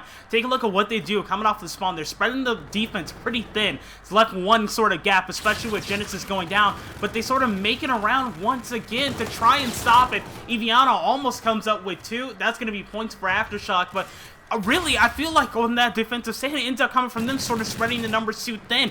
They're pretty much giving it up towards around the 20-yard line or so, and then as soon as one kill comes through, that's an immediate route for Aftershock to take advantage of. If Composure want to force this game 3, they need to clean up on mistakes like that. Of course, and 3.5 minutes left. There's plenty of time to clean up those mistakes as 2 go down for Composure. This is Aftershock's chance to at least get something on the board as Johnny's going to head towards the right side. He's got some teammates with him. Henry's a little bit overextended. He's going to try and pop that payload, but not able to clean up enough players. He goes down, but the 1-point play is enough, and Henry at least delayed the sort of defense out of Composure to get the 1-point play going, but still lots of work to do here on the side of Aftershock as they're going to start off with another 2 kills on Composure. And Johnny, he's the player to watch on the side of Aftershock in terms of objective. Looks like Composure going to try and get another scoring opportunity on the board, but Johnny W comes through, pretty much almost takes out the entire team, and there you go. The 4 times multi-kill rewarding you for it right there. Has 1 more, ends up making it 5 in a row. Teammate Benjamin is in the back with the drone. Johnny somehow trying to stay alive, and there's going to be a return to sender. 4 down in favor of Composure. They're going to grab the satellite drone and take this one over towards Lemon. It's looking interesting. Cammy's going to throw it out, trying to get the gun out and help their teammates get the kills on the board. Cammy also has that reactive armor. You might want to give him the drone. And I keep wanting to say her because it's what is it, Street Fighter? I keep wanting to call her. And now she has Nina in her name, so maybe it is a girl. I'm very confused. Either way, reactive armor going to be popped. He is able to find 1 kill, or she, but ultimately goes down as the drone is going to be pushed up by Keza, who has the active camo. Can he get the dunk? Come on, get the jump. And finally does connect. 9-4. Composure still up. That's a really smart and patient play from Composure. Gets a little bit crazy there towards the end, but of course the body block, if there's a player from the other team inside of the portal, that dunk will not go through. Great job for them to sort of go and try and pay that one as patiently as possible to get the dagger on the board. They end up using 2 of their payloads there, but with just 90 seconds remaining in this game, I feel like it was a good use of resources, considering that not only do they have control of the train platform, but they also have the satellite drone once again. And with Keza picking up a 2-piece on the front lines, they might be able to get another 1-point opportunity if Eviano can grab that one and get the beat down, but just falls short. Falls short. I mean, Jambu can still get his hands on it and head towards maybe this right side. His teammates are spawned up. And I mean, Aftershock, they can't really play keep away. They can't be wasting too much time. They have 1 minute left. Quite a bunch of dunks to go as Jambo's going to go down, and now Johnny only has his teammate Benjamin with him, and now Benjamin isn't even really following him. So this is going to be sort of a one-man army to see if he can get some points on the board. He does have the active camo. If he can get at least a little bit close enough, this should be a guaranteed dunk. But can 45 seconds allow Aftershock to really climb into this? Looks like this would be the time to pop the active camo, and he does. Going around the wall, his player Composure right in front of him tries to get into the way of the portal to prevent the points, but it's not going to be enough. 3 points separates Composure and Aftershock, and 30 seconds will decide the winner of this map. It comes down to Benjamin right now. If your Aftershock has already picked up 1, can't find the second. That only leaves 2 up for Aftershock. Make it 1 as Johnny W goes down as well. The team wipe for Composure pretty much solidifies it. They're going to activate that overdrive, get all up in the face of Aftershock after taking them out made a map, and make sure that drone is pushed far enough through the map where this one will be GG. Jen, it looks like it's time. We're going to a game 3. Game 3, which, how many times do you get to see a game 3 in a best of 3s? It's usually over so quickly like that last series that we did see, but looking at the stats here, Cammy, 32 and 23. Just amazing stats on that side. You know, we saw Benjamin have a really strong hardpoint, and now 20 and 25. Still a very good stat line, but I think Henry's the one that stood out on the side of Aftershock, 27 and 26, but Johnny was the objective player for Aftershock, trying to make stuff happen, but 3 points short separates the winner of this map, and this really came down to the wire. Map number 3 is going to be Crusher, Search, and Destroy, and let us know your predictions in the chat. Paradox, what do you think? Right now, Crusher, Search, and Destroy, I feel like that one can honestly go either way. Just because of what we've seen as far as the team fights are concerned between both of these teams. Crusher ends up coming down to a lot of team fights in some of these. Normally when you're watching in competitive Infinite Warfare, it's been a map that's been littered with them pretty much, but I don't know. I feel like some of the early rounds are going to be feel-out rounds between both of the teams, sort of see what each other are trying to do, but it's hard for me to really come out and predict a winner. I feel like if we do see one, I feel like it's going to be a close game, 6-3, 6-4, but I can't choose a side. Yeah, I can't choose a side either. Like, both respawns were very, very, very close. So what was the hard point? Like, less than 10 points separates that, and then 3 points on the uplink. It could be anybody's game here in Crusher, and I'm excited to see what kind of loadouts are we going to see. Crusher, you definitely see some snipers sometimes come out to watch that sort of middle cross, and you can tell both teams are very capable at flexing between both AR and the ERAD. So I can't even tell who he's going to be.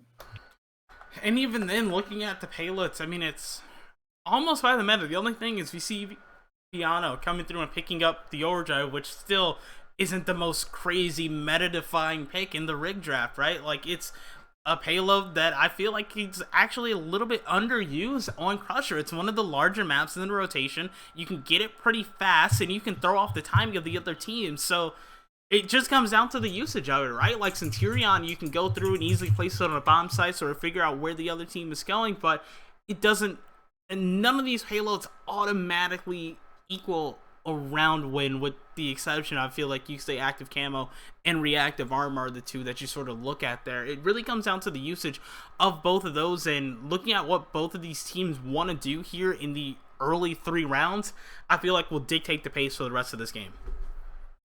Of course, and now Composure going to be starting on the offensive side, and Aftershock can relax a little bit on defense. I see Henry already pulling out the KBS longbow. I'm excited to see what he can. He tricked me. He went back to the NV4. Well, that's no fun. But I don't think I see any other snipers on the board. Actually, Genesis. Or is he going to trick me as well and switch to the NV4? We don't know. But a couple of ERADs, couple ARs, maybe Genesis with the sniper if he sticks with it. But we'll see if this can get a first blood here. Yeah, looks like Genesis is going to stay with it, scoping in and out, and here we go, everybody. Game number 3 underway. The winner of this one will advance to our semifinal round. Genesis on your screen is going to look mid, and oh my, gets the shot, but someone, I don't know who that was, absolutely escapes with their life in the most miraculous thing I've ever seen. That is literally a magic pixel of health saving you, but the push is on for Composure. Over towards the A site, shots going on early towards the bridge. Site has been cleared and open. Aftershock gonna back up and make sure they have the back door cleared. Johnny W gonna opt to go on the long flank. Yeah, that's a bomb planted with 4v4. Gonna be a tough. Now you can see this break from Aftershock coming in. That's number 7 and number 6 player, Henry and Jambo. Able to pinch those players from Composure, however. They lost everybody except Jambo.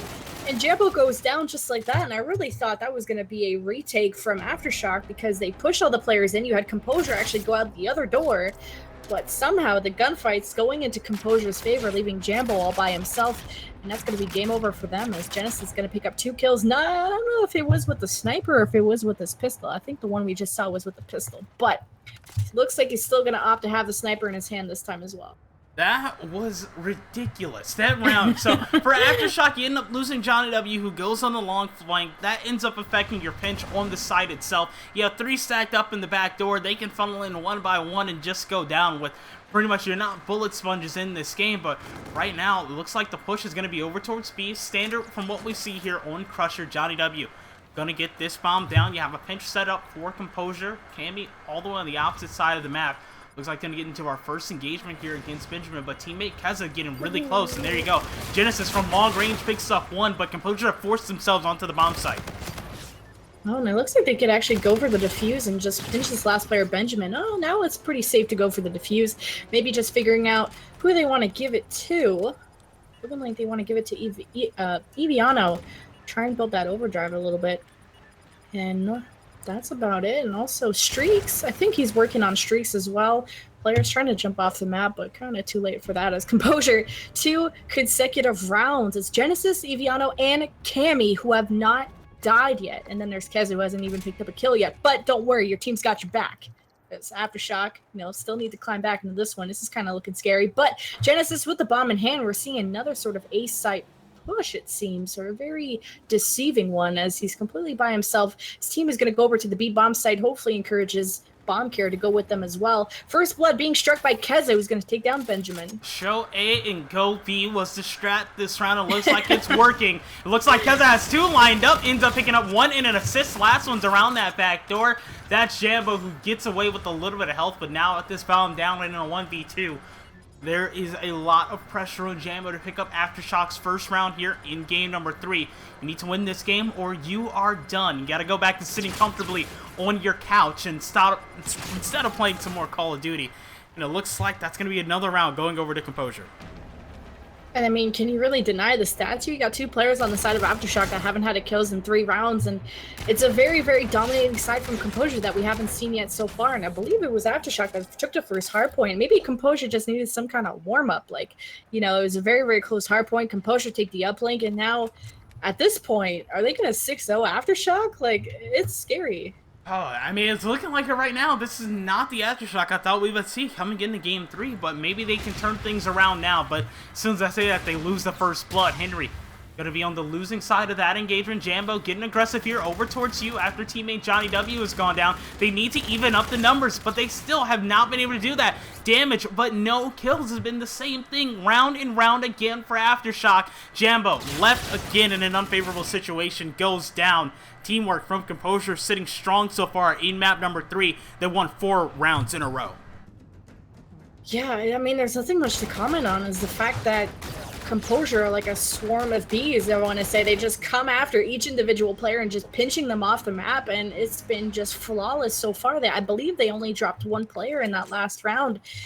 And just, there's nothing much to say is now they're back on offense. Genesis not having that sniper in the hand might also help them as they're heading over towards the B-bomb site. And they have 1 player, Cammy, who's at the A site for some reason, maybe trying to bait it out. Could get a kill out of it, is actually just going to go down. Keza also goes down, so Aftershock have the man advantage. Now, can they pull it off? Oh my, Genesis 7-0, full kit. Now, so even if you lose this round, the damage has already been done, but in a 1v2, still has enough room to pull this one off, especially with the Aftershock split up around the site. That makes it easy one-on-one engagements, but I say easy. But when you gotta hit the shots in a key situation, there's gonna be a lot of pressure on you, and Johnny W ends up coming up on top. The first one to hit 4 hits in this one comes through with the Oni. Nice shots from Johnny there. Yeah, and I think Johnny had the sniper out this time, but the Oni is the one that saved him in that situation. Is finally Aftershock getting a round on the board, switching things up, and like you did notice, Genesis full kit, and see how devastating that's going to be. I don't think he's going to pop in the middle of the round, or at the beginning of the round, let's say. And I mean, they have quite the advantage. You want to save it for a better situation, but just like that, 3 players, 4 players are dead. 2 versus 2, make that a 2 versus 1, 1 versus 1. I don't even know who just won that. Composure did, and in less than 5 seconds, just 7 players or 8 players, 7 players just died. That's insane. It was just like, what is it? See, I'm gonna make a basketball reference. I hope the chat gets it. It's like UCLA's 7 seconds or less sort of offensive approach. It's as soon as the ball sort of crossed the halfway point, you have 7 seconds to actually put up some sort of shot. That's pretty much like as soon as we hit mid-map, we got to get a kill, right? Just trying to put an insane amount of pressure on, and now Composure with Genesis sitting on a full kit are 1 round away from advancing into our semifinals matchup. It looks like the hit is going to be all 4 over towards B, 1 watching the flank as Eviano ends up backing up after the initial play. This round's going to get down. You see the streak starting to come through. Genesis trying to find one. He's going to come up with nothing from the Trinity Rocket. Yeah, but they did spot Benjamin on the flanks, so he's going to have to think this through. And you can see that player number 2, Eviano, is watching that back. Spots Benjamin. Benjamin's going to be the one to win that gunfight, however. So you can have Composure needing to be still and focused on this player coming from behind. And he's going to be the last one left. So clearing out the front line, now you just got to worry about the back line. Hits this wall run, able to get that kill, throws the lethal. And that's going to be Composure winning that one. And Benjamin, quite the flank, quite the strategy. But when your front line can't hold up, neither can you. Oh, man. That was a fast search and destroy. We were talking before, hyping it up, feeling like, all right, this is going to go round 10, round 11. And no, it only goes to round 7 as Composure come through. And that is a dominant, I have to say, showing in Search and Destroy. You get an 11-1 performance from Genesis. This is the final best of 3 we get to see, and now Search and Destroy is going to move to game 2. I can't wait to see Composure play some more Search, honestly. And of course, and they're going to be facing MRN Black as they just advanced from their win against Deny Nation. So your semifinals matchup consisting of that, MRN versus Composure. So congratulations to them after clutching up the 2 maps and taking the L in the first hardpoint, but just barely by, 10 points, and then clutching up in the Uplink and the Crusher Search and Destroy. They're going to be moving on up. Well, that was really interesting. One thing, of course, shout out to Xcamera for helping make this entire tournament happen right now. You can get a free mixer pack with any tub order. Just go on and use the code TORNY and add any tub item and mixer pack to the chart, and you get that mixer pack for free. Xgamers really helped this tournament really come on, and we're happy to have them here for this tournament for the Esports Hub, helping celebrate all of you that have helped build this community to what it is with 10,000 followers on Twitter. If you use Xgamer and if you don't know what it is, and it's an advanced, effective, and innovative energy and focused formula perfected exclusively for esports, semi-professional, and gaming enthusiasts. So I feel like just with that, you get enough of the vibe of what's going on there, and we're gonna have some more Call of Duty on the other side of this quick break. We're moving in. Semifinals up next.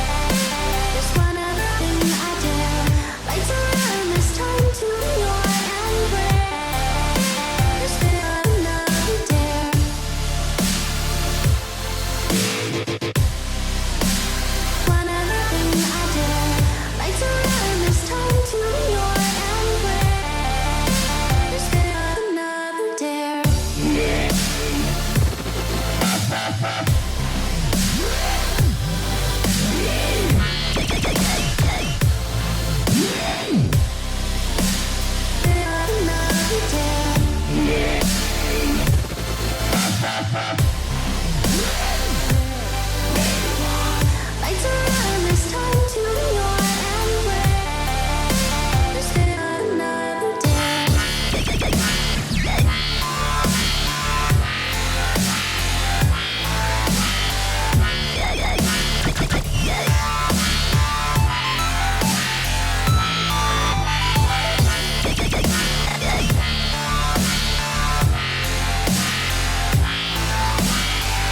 Like to run this time to your embrace.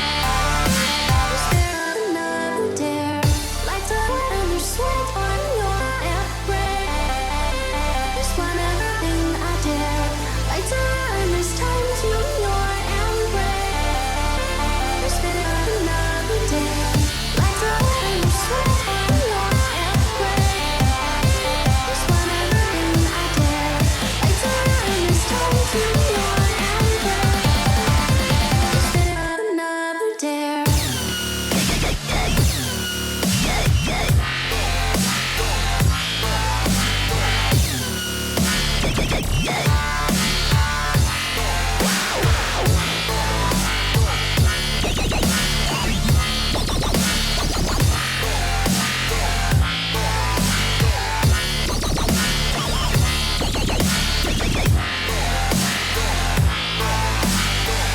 Like to run your sweat on your embrace. Just one other thing I dare. Like to run this time to your embrace.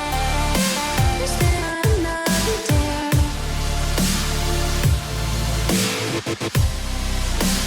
One other thing I dare.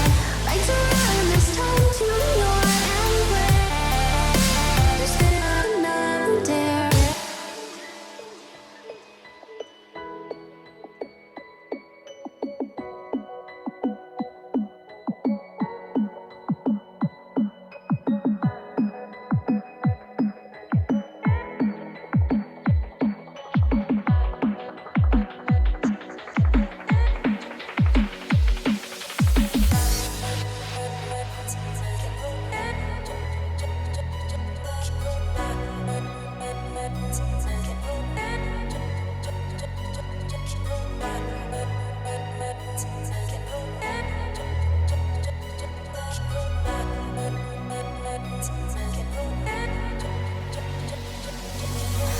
I have been taken by the words that you say. The voice that carries them has kept me astray. Too soon to act on it, can we ever be? That all depends on what you're feeling from me. Let me show you all the way. Let me show you all the ways. Oh, let me show you all the ways. Yeah, let me show you all the ways. Oh.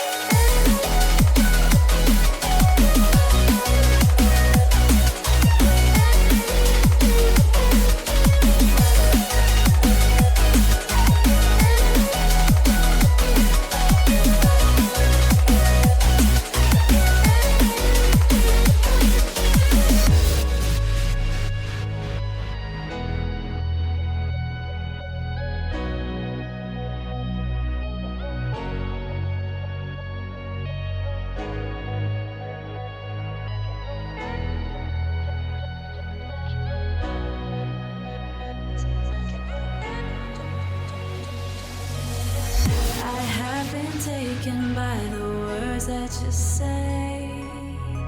The voice that carries them has kept me astray. Too soon to act on it, can we ever be? That all depends on what what you're feeling from me. Let me show you all the ways. Let me show you all the ways. Oh, let me show you all the ways. Yeah, let me show you all the ways. Oh.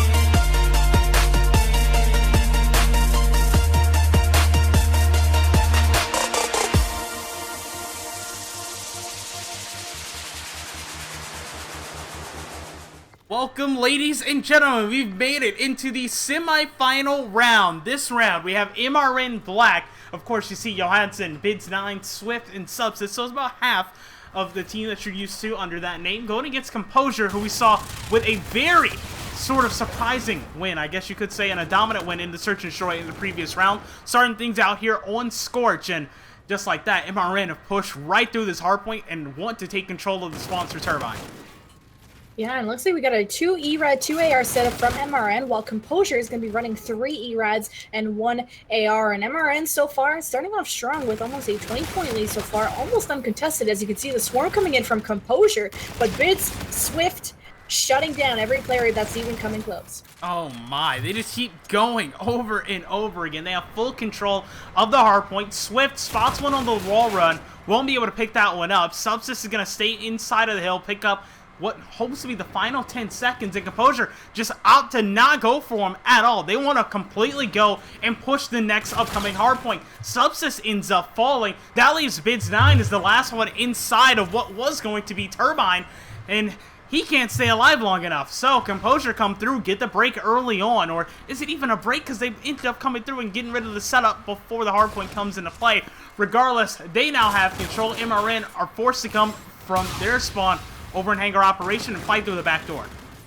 Yeah, and Cammy just barely staying alive here. They have 3 players from MRN come through that side. Finally, Iviano's going to lend him a hand, picks up 2, and that's going to be a current hold from Composure. As that was a nice fill for MRN coming through the top side.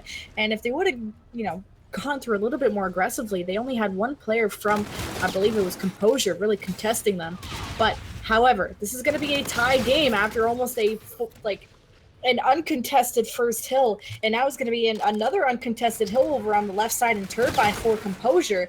7th streak, I believe, was from somebody on Composure, and now on the 3rd hill, you can see those arrows from MRN are set up and ready to go. 2 players from Composure will be pushing in. It's going to be Cammy leading the charge, able to find one. He gets shut down, and the rest of Composure also being shut down, as maybe Keza is going to try and help his friend Iviano out on the hill, contesting it currently. Can't even find that one player. As Bids is going to give the hands to Keza, and that's going to be a hold from MRN. Cammy's going to try and fight through the front door, but it's a 1-on-2 when those guns are going to be aimed right at you as soon as you pop up, and you're going to go down pretty fast. Now Swift He's made it back here for MRN. One's going to come through the front door. It looks like that's Genesis, who opts to come through the locker room area, but is taken out right now for Composure. They're just trying to force one-on-one gunfights. Look at this. Finally, you have someone waiting in the back. That's Cammy, who has a gunfight here against Subsys. Wins that one. The push is on from Composure, but can they capitalize on this situation? Cammy goes down in the front. Keza waits too long in the front door. Can't move in. The amount of damage coming through from MRN was a bit too much, and that's going to solidify the final 7 seconds over to their side. Yeah, and just a couple seconds left, and now it's a 20-point differential. Now on to Drill. You can see those players from Composure trying to get set up. However, there's only one player left, and that's going to be Cam. He needs to stay alive. Keza trying to help him out, and Bids is shutting down everybody.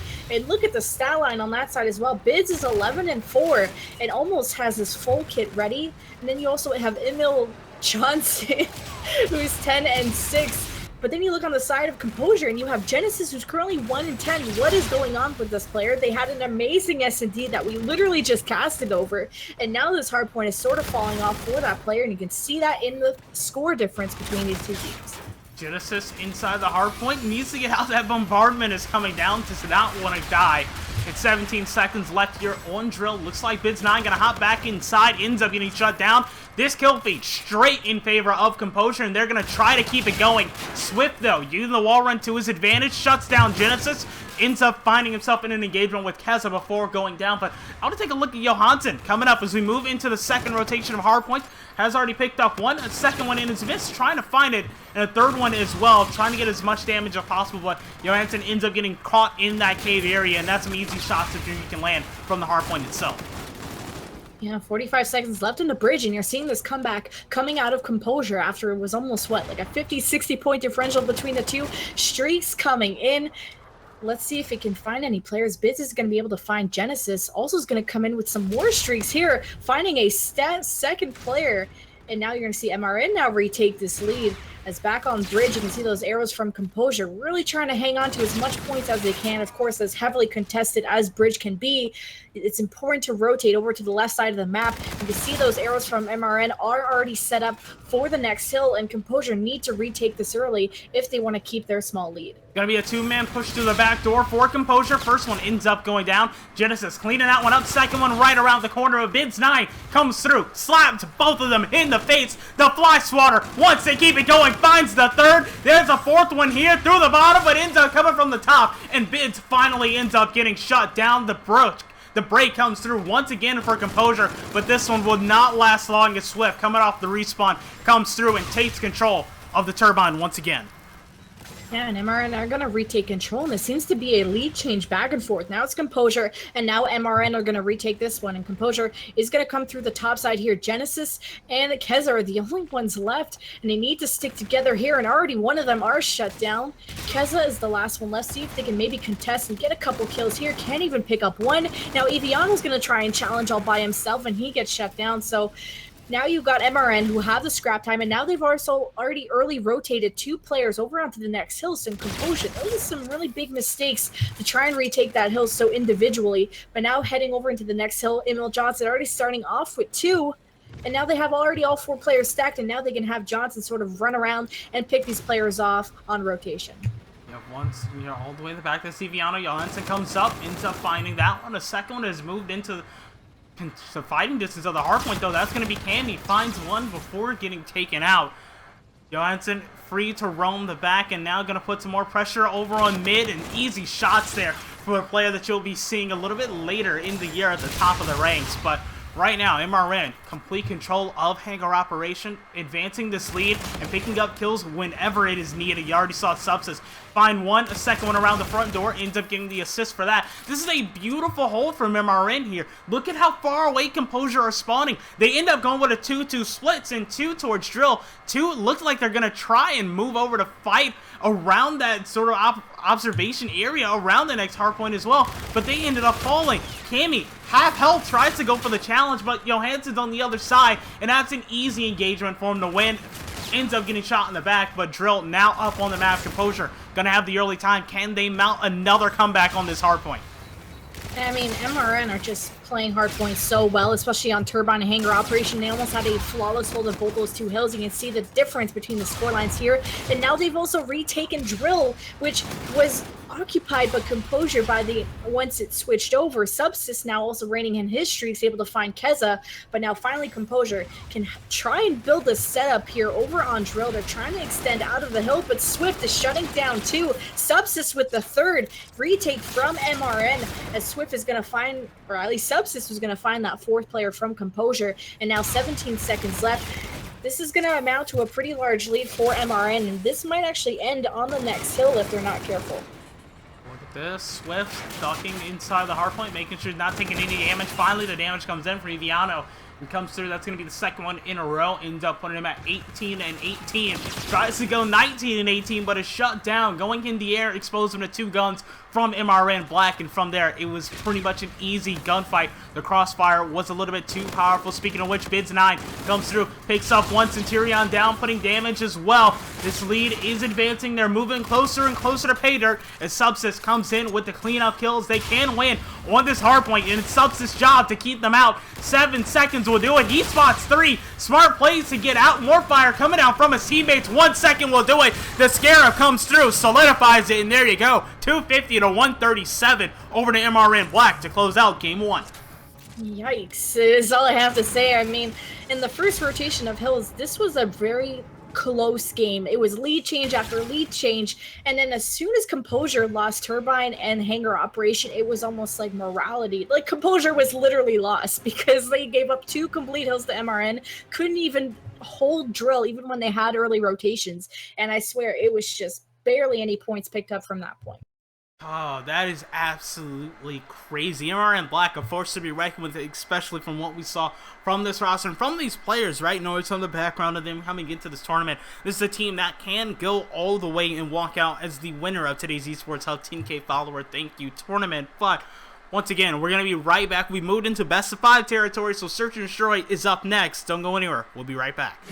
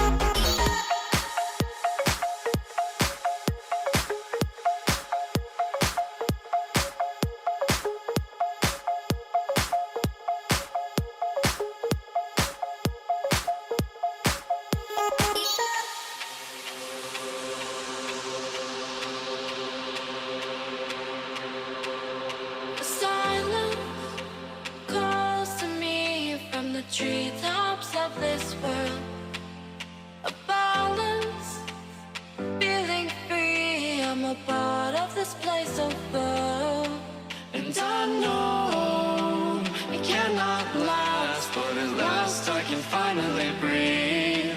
And I know it cannot last, but at last I can finally see.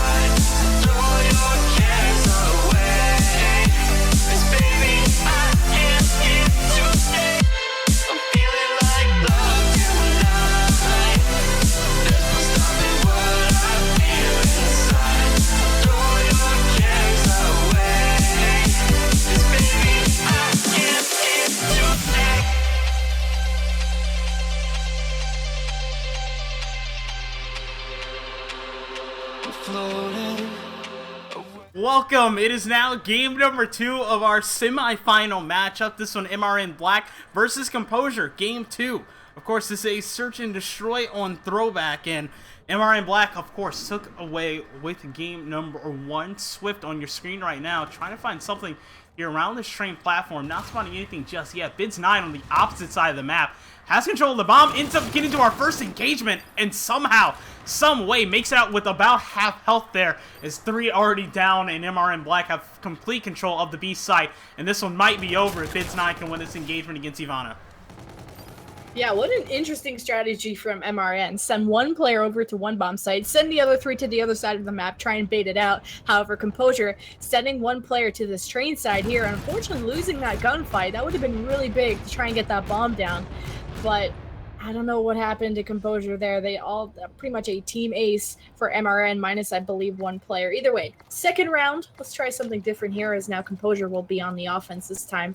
They're going to give that bomb to Genesis, who didn't have the hottest game last time. But yeah, we will forgive him and see what this middle map push will look like. Last time we saw Genesis play Search and Destroy, though, it was a beautiful thing. That first blood, not beautiful if you're Genesis. Swift coming through. The numbers have now evened up at 3 apiece. Keza trying to work this mid-map position with Cammy, who does have control of the bomb, and Johansson just comes through, shuts it down with the sniper. They're going to try and force him from behind Lemon, but Johansson picks up another one. Now Liviano's the last one left. He goes down, and MRN won 2 rounds in a row in back-to-back spectacular fashion. Oh my goodness. We've got a collapse happening here already. 2-0, and it's, what, we've been here for less than a minute, and it's already been 2 rounds of Search and Destroy already done, and it's all players of Composure going down so quickly. Only 2 kills in 2 rounds for the entire team of Composure. While on the other side, you have Swift and Johansson that have not died yet. So this is going to be interesting to see how Composure are going to climb into this, as somebody has to pick up the bomb here. Finally, we're going to give it to Subsys. Remember, we are playing Search and Destroy, and they're going to be heading over towards the left side here. Typical A side push. Be throwing out some tacticals. Should be an easy kill there on that player. 2 players down, Cammy and Keza, for Composure, as Subsys will get the bomb down. I'm just looking at Johansson right now. He's already picked up one with the sniper. There's one coming through on the back line, which knows that his player is here, tries to get it, but will not be able to. That's Genesis, the last one up. Picked up 2 before going down, but MRN come away with another round on the board. That one, 3 unanswered. Let's take a look back at the final kill of this round. That's Swift getting the turn all the way around. A little bit fancy feet there, going all the way up in the air before turning and picking up the kill. Even this gun is celebrating. These are just full of confidence. You got fireworks on the gun. You're doing 360s. Johansson's just a god with a sniper. Oh man, this is not a good feeling for Composure. Ironically, they have to sort of make sure they maintain composure. I wanted to not say it. Right. But I said had it to. first, so I'll take the L for the worst pun of the series so far. Anyway, Genesis now bomb in hand. Let's see what he can do now with the K-bar. Sort of a middle map push, trying to go around and flip-flop over to this A site. 3 versus 3 is Eviano and Johansson. I apologize for screwing up that name before, but they're going to be going down. And what is this bomb carrier doing besides playing team deathmatch? Who knows? 2v2. Bomb still has not been planted. And Composure still need to get that done. They could go to the A site here, as they did spot one player from MRN, so might as well go over to the B bomb site. Get it done there, but now he's by himself. This was a complete waste of an offensive round for Composure, as I'm most likely thinking Genesis is not going to win this one. It was really interesting. Keza tries to get aggressive and take out a player over at the site, but Genesis doesn't follow it up, so it's pretty much a one-on-one, and that engagement really didn't suit Keza. Now Genesis is left in a 1v2. One just to his right and left-hand side now. Now it's spotted him. This bomb's going to go down for sure, and as soon as Swift and company realize what has happened, you see the arrows immediately. The about face. They're moving their way back over towards the A site. Genesis spots one, wants to clean that one up, but Swift ends up getting it. 7 kills in a row here in map 2, and that's only the end of round 4. Yeah, is he going to get the reactive armor off of the... No, but he is going to get some streaks, which... Holy cow, what is happening? 4-0. Then you got Swift, who's 7-0, and he's also going to almost be close to a full kit in the next round. You got these guys that are probably very close to some payloads that'll be very useful coming into the next or in the final round that will most likely end up in a 6-0 at this point. You got Cammy, who hasn't found a kill, and then you got to combine 6 kills for all of Composure, while Swift has more kills than the entire team of Composure. So there's nothing much else to say as a caster, but... Take a look at this. Subsys has gotten into a bit of a hairy engagement here to start things off. That's a complete 4 push over towards him. Looks like Swift wants to come through and back it up. Subsys only makes it out with 1, but numbers are even. Up at 3 apiece. MRN have control of A. Swift here all the way in the back. Besides bowling, looks like teammates want to go through and prioritize bids. Wins up away with half of that, but you have Swift and Johansson against Ivano and Keza here. Looks like Swift is going to be able to find one. Keza's the last one up, and I'd be a little bit scared if I were you, but hey, there you go. I don't even know what to say in this search and trip. That's 5 unanswered rounds at this point. Like, yeah, it's very, very difficult S&D so far, and Composure have been switching things up, changing their loadouts, trying to stay together, separate apart, go for pinches, go for floods, and nothing is working for them. And especially when they have a player that hasn't picked up a single kill, it's a struggle. It's struggle city over at Composure's side. But they can at least look forward to the uplink, which is precinct, and move on from there, I think. Not to mention that Swift is 9-0 and still has this full kit. I just want to see when is actually going to use something. Looks like Johansson close range engagement and shuts down Genesis with the sniper. I don't know how in the world. How do you do that? And now Johansson picks up a second one. Now Swift is going to bring out the streaks, trying to find as many as possible. There's one. You see both those players on the map. You already have Cammy leaving the game. Keza and Hiviano left in this situation. Looks like they're going to rotate all the way around as these streaks continue to rain down from Swift. Oh my god, Emil Johnson, sorry, Johansson spotted somebody else. Can he get the other one? No. Looks like the last couple streaks to get. I think that was streaks that might have cleaned up the last player. No, it was Swift. Doesn't miss, literally. Keza, I'm sorry, bud, but you're in the final kill cam, and Swift doesn't miss. 11-0. We'll be finishing this one up for the team very quickly. I don't know if this is record time for Search and Destroy, but let's not make this worse than it is. Let's go on to the precinct uplink, where we hope this will be a different story here. Composure have host of that one. Maybe that'll give them a bit of an advantage, but this has got to be sort of a morality killer when your fourth kind of leaves the game. It's a 6-0. That sucks. That was just one of the craziest. That might be the most one-sided search and destroy I've seen in a while.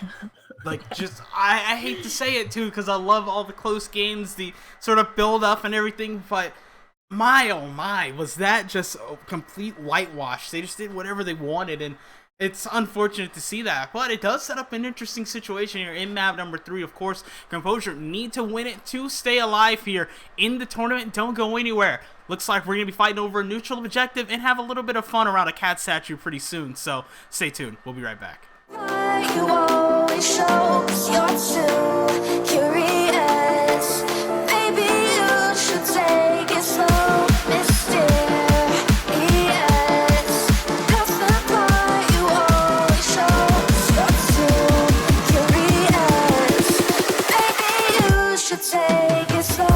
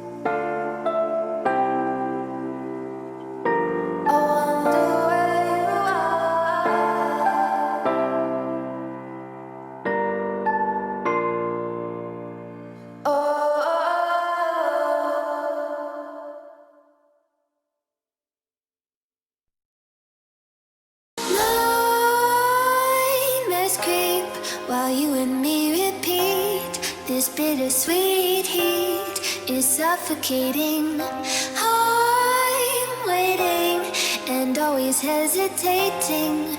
Kryptonite desires set my heart afire. Heart on fire. Set my heart afire.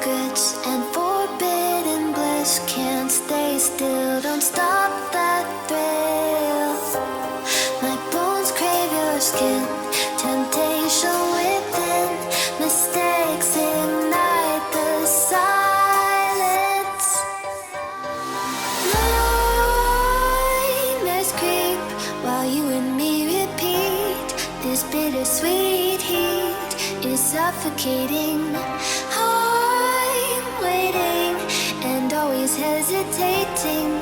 Kryptonite desires set my heart afire. Heart on fire. Set my heart afire.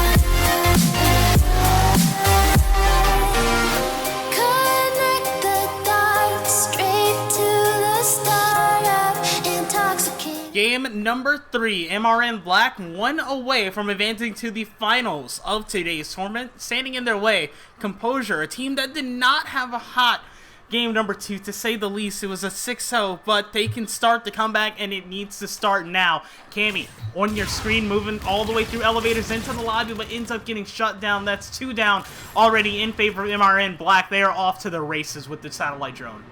And this is record time S&D and almost record time points on the board. I mean, Subs has jumped on that quicker than anything, and already a dunk on the board from Swift, and I don't even know what to comment on that. It's as soon as they got a player dead from Composure, they jumped on it. Look, they only have Johansson alive, and he's actually going to throw it and share the love with Composure, and just totally poo on the other team. Like, that's insane. Like, I don't know. This is going to be another devastating game. You can just tell. Johansson picked up 3 before going down. The pinch starting to come in from MRN. Swift, the last one, and there you go. Genesis lines both of them up, gets the defensive stop, and Composure going to have their first touch on the satellite drone to start this game 3 in the first half. Only a minute off the board so far. Composure not out of this one just yet. They have control of Cat Statue. They just need to work this through Park. The question is, did Genesis spot one going up and over him? He did.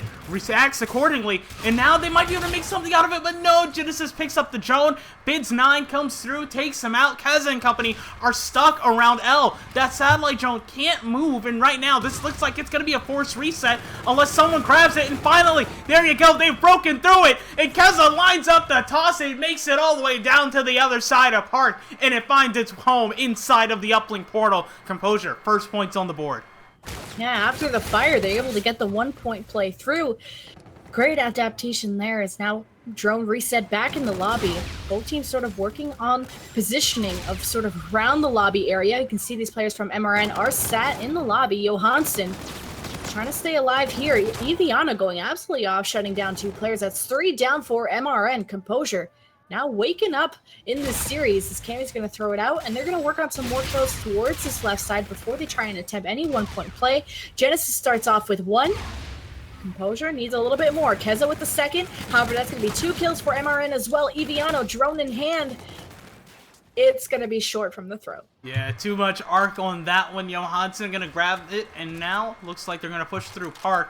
Want to look at the position Bids 9 is in. Key position, and just gets shut down by Genesis. Speaking of which, that's 3 down in favor of Composure. The only one still up was Swift. He tries to take cover behind the Cat Statue. Cannot last long. This is a position where Composure can get another 1-point opportunity on the board, but they need to keep it going. They need to keep this forward momentum. Eviano, right now, one in his miss. Can't close that one out. Has another one threatening through L. Composure doing a good job at winning some of these team fights right now, but can they get it done on the scoreboard? That's the thing. They're waiting too long before trying to push this one through Park. If you want to fight this, you need to make sure at least that drone's getting touched every few seconds. Finally, Keza grabs that one as it comes back into play. Eviano still trying to slay out. Has a little bit of help here. That might be enough of a distraction from the lineup, a 1-point toss, but with teammates going down, it's simply not going to be enough. Looks like a little bit of a game of hot potato MRN are playing by throwing that one back over and out for another reset. Carry was a nice 3-piece there at the end, and now Composure going to pick it up again. Keza heading towards this left side. He's got the wall run lined up for the 1. Is it able to connect? The interception just an inch away. But now we have a tie game, and this is the Composure we've been waiting for. Literally, Team Composure that we've been waiting for from them this entire series. And hopefully this is not a situation like in the hardpoint where it's very, very close at the beginning and then they sort of lose that energy near the end of the game. Running out of gas can be a problem with a lot of teams in these series. Now, Composure sort of being now patient, having the drone in hand. Drone is going to be reset back in the lobby. Not sure what they were waiting for there as 3 players of Composure go down. MRN, another opportunity to score. Cammy in a duel here around the Cat Statue, ends up losing it as MRN take control of the drone, and looks like they're going to try and make their way through Street 1, already falling. Numbers going down. Bids 9 somehow, some way stays alive. That's another turnover. Substance gets here, but it is not enough time left. 30 seconds before the half, and this one's still at 2-all. Well, 25 seconds left. Like you said, tie game. Keza. Let's see if we can get some more points on the board here for Composure. They could be lining up this one before the buzzer is going to go off. Armor is reset. He's lined up. Does it connect? And it does. Composure heading into the second half with a small lead, and that's probably all going to be said and done for this one. As very, very exciting to see Composure not be totally crushed like we saw in the previous ones. Yeah, you have 3-2, one possession separating both of these teams, but that's probably the most even play we've seen for both of these teams so far throughout this entire series. The only thing for Composure was on that side, they kept getting stuck around that L wall area. If they were able to push through that, they were going to able to easily get more points on the board. So this might actually work out in their favor, as now the sides have flipped. But just going to have to wait and see. Both of these teams back on the map. It is time to go once again. Looks like opening engagements around elevators as always. No one going down for both of these teams just yet. Cammy and Composure winning the opening 2 engagements, and this is going to give them a little bit of room to move the satellite drone. A little bit of room. 4 minutes and 40 seconds. Composure on the offense here. Cammy's going to pick up the drone. Has his teammate trying to be a lead blocker here. Eviano needs to go huge, trying to punch the crap out of somebody. Subsys goes down, but Trade's going in as Composure have 1 player left. Genesis just opting to kind of push back and stay alive. And MRN is going to throw that drone right back, but Composure not letting down quite yet. They're still trying to work on these kills, but now all said and done, Keza's the last one left. He's going to go down as well. That's going to be a reset for Composure and a reset of the drone back in the middle of the map. Looks like Composure to take control of lobby again. Eviano's going to be here to just pick that one up, and it looks like they're going to force this one forward as soon as possible. Yet Genesis ends up going down. Keza tries to intro through Ticket, but falls as well. So a bit of a sloppy play from Composure. Disjointed in spots, but it looks like it might all come back to help. Eviano was able to pick up 2 before that drone resets, and then MRN tried to get a bit aggressive, but they come straight into the face of respawning players. Drone gonna have another advance up the map. Genesis smacks one in the leg, and just pretty much a 3-on-2 inside of the base. If they don't make away with points, no way! The interception, it's thrown back, but it's still going to result in a dunk. Composure going to increase their lead to 3. Yeah, they somehow got rewarded for the interception with a dunk instead of the 1. So trading points in, and surprisingly, you know, Composure are in a pretty solid lead. Now they're also pushing the drone into Ticket. Just need to win a couple important gun battles here. Eviano's going to pick up 1, and now just needs to push into the base. 3 going down for MRN. They only have to take care of Swift, and Swift is going to win that one against Eviano. Throws the drone back near lobby. Is going to turn and burn on that player, and MRN keeping alive with 1 player as the sole defense to stop this one. But Composure, not dead yet. They can do. Viano not gonna grab that drone just yet. Wants to clear the way. All 4 teammates are up. Make that 3 now. Genesis ends up getting stopped around tarts. There's 1 more player here trying to contest. That's Cammy. Comes through. Passes it over to Keza. Keza 1 in front and just makes it away with the throw. So 4-point lead for Composure. They can force this map number 4. MRN though, looks like they want to answer back on the scoreboard as quickly as possible. Bids control the drone. Throws that one down. Knew there was a player threatening. Bombardment finally clears on the map. They should be able to make out with points with this, but no. Johansson ends up going down. That forces Bids to back off.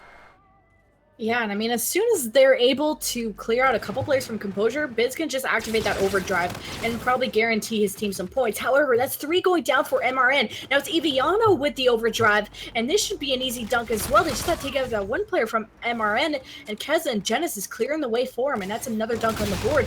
And you got 1:40 left. MRN, very, very surprised if they'd be able to come back, and this is going to be not a complete blowout as we thought. This will be one of the craziest comebacks in Uplink history.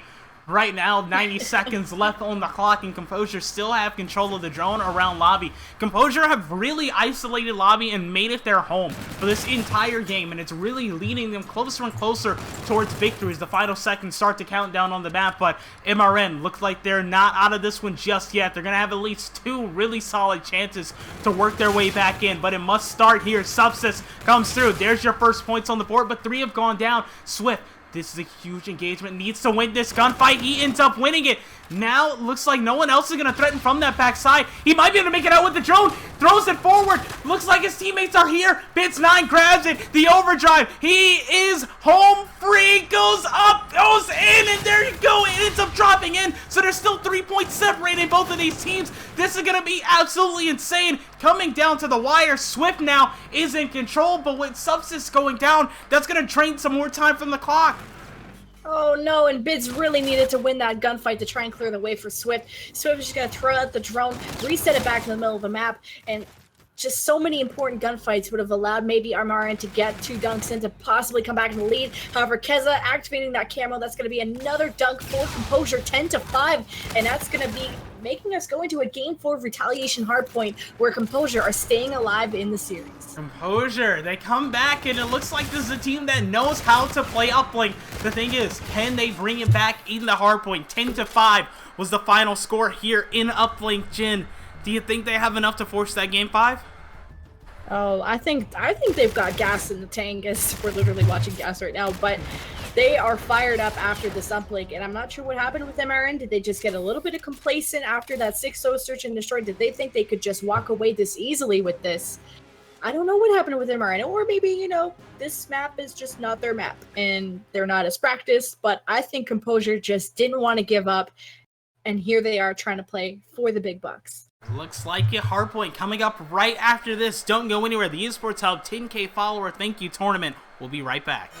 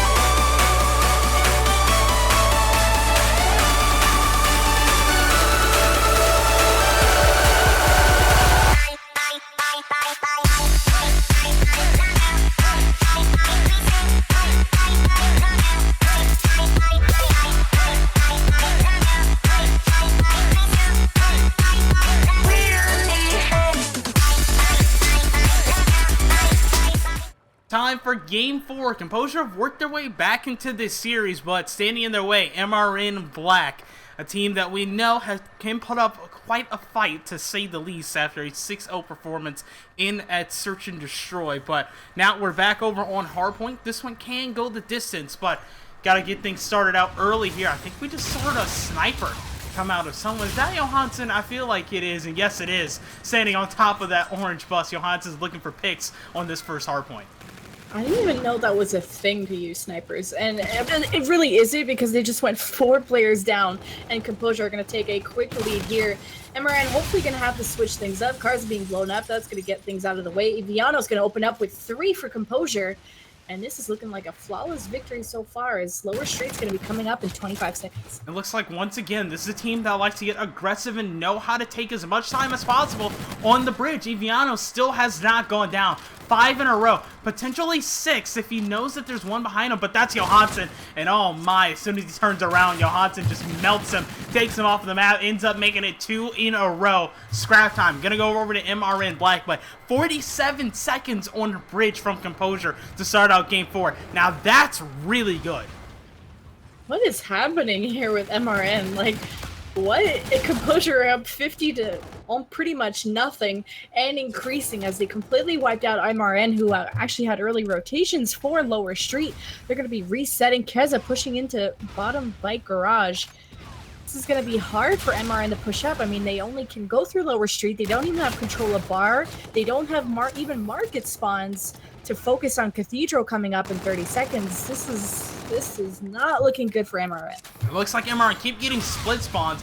You have Johansson coming down the stairs, trying to be a little bit of a threat on the hardpoint, but he's the only one up, and now he ends up going down as well. So the rest of Lower Street going over to Composure. Now we need to focus on the team fight that's going to happen around Cathedral. Bids9, the front player for MRN, gonna meet one, ends up taking that one out, and now looks like he's gonna split off, go through the inside curve, and come up on a bit of a pinch. But no! Ends up finding his way back with his own teammates. They grouped up. They're pushing towards the hardpoint. One's inside of a Scarab. That's going to be an easy 2-piece inside. MRN just need to win one more engagement inside of Cathedral. And this one should be easy if they have the numbers. But Genesis comes through and picks up both of them. The last man alive for Composure goes absolutely huge when they need him most. Gonna shoot bodies as well as Composure lock down Cathedral. I'm convinced MRN are throwing. I don't know what's going on. This was not the MRN we saw in the search or in the initial hardpoint. And 3 points, they should be getting a lot more. And of course, they had that Cathedral control. They had the 2 pieces started out, and then they couldn't even clean out the rest of the players. And I mean, it's obviously that Composure. It's not even that MRN are making these mistakes, but Composure are just absolutely on fire right now. At least MRN are able to get that last bit of scrap time here. Now, heading over into the next hill of Destroyed Building. You'd see Composure have the most amount of players there. They just have to clean up these players from MRN from rotating from the bottom side of the map. Subsys going absolutely huge here with the 2-piece. Make it 3, and now the 4, and that's going to be a retake from MRN to start out Destroyed Building. That's exactly what they need. Now you need to turn that momentum into a full hold on Destroyed Building, and it looks like they're in a position where they might be able to do so. Bids9 and company making sure they have control inside of the hotel. Meanwhile, Subsys trying to stay alive inside of that hardpoint. Area Ordnance coming down, not being a threat, but one player makes it through the defense. That's going to be Cammy, who's moved inside for Composure. Picked up one, a second one. Oh my god, the pinpoint accuracy takes out Johansson. The beautiful headshot, and Composure have worked this right back in their favor. Look at this. They have an over 100-second lead. This game has been Composure from start to just where we are in pretty much the mid-game right now. Yeah, and I think that the points that MRN have now are basically from Cathedral and touching hard points here and there, but scary, scary situation. You have over triple the amount of points in Composure's favor. Now into Hotel Hallway. Keza starting out hot with a kill. Genesis also going to be occupying the time. Keza is able to just roam around the hill, collect the time and the kills, and MRN still need to get together and figure out what's going on. You got Johansson at the bottom. You got 3 players from MRN on the right side. They don't have the kills in their favor, and now they're individually trying to attack the hill from multiple angles, and it's not working out unless Johansson goes absolutely big here and he gets shut down. At least he gets a kill in his favor. But Composure, flawless hold of Hotel Hallway again. see Viano trying to make sure they maintain plat control. This is a very important route to get back into that hard point. It looks like they're going to make sure they've locked that one down. Every player on the team going off. Hotel is clear once again, and that's just going to solidify the rest of the hold here on the hotel hallway for Composure. Meanwhile, Genesis has already gotten aggressive over on Bridge and has picked up one. Gets away with his life as well. The push now going to start to come through from MRN, but it is fragmented, and that is a very sort of gracious way to say that. The players left and right, Composure able to force one-on-one engagements, and once again, when everything clears, they're the ones sitting inside of the hard point. Look at where they're making MRN spawn, all the way at the bottom of the map. They pushed out Bridge so far that they can't spawn either top or bottom.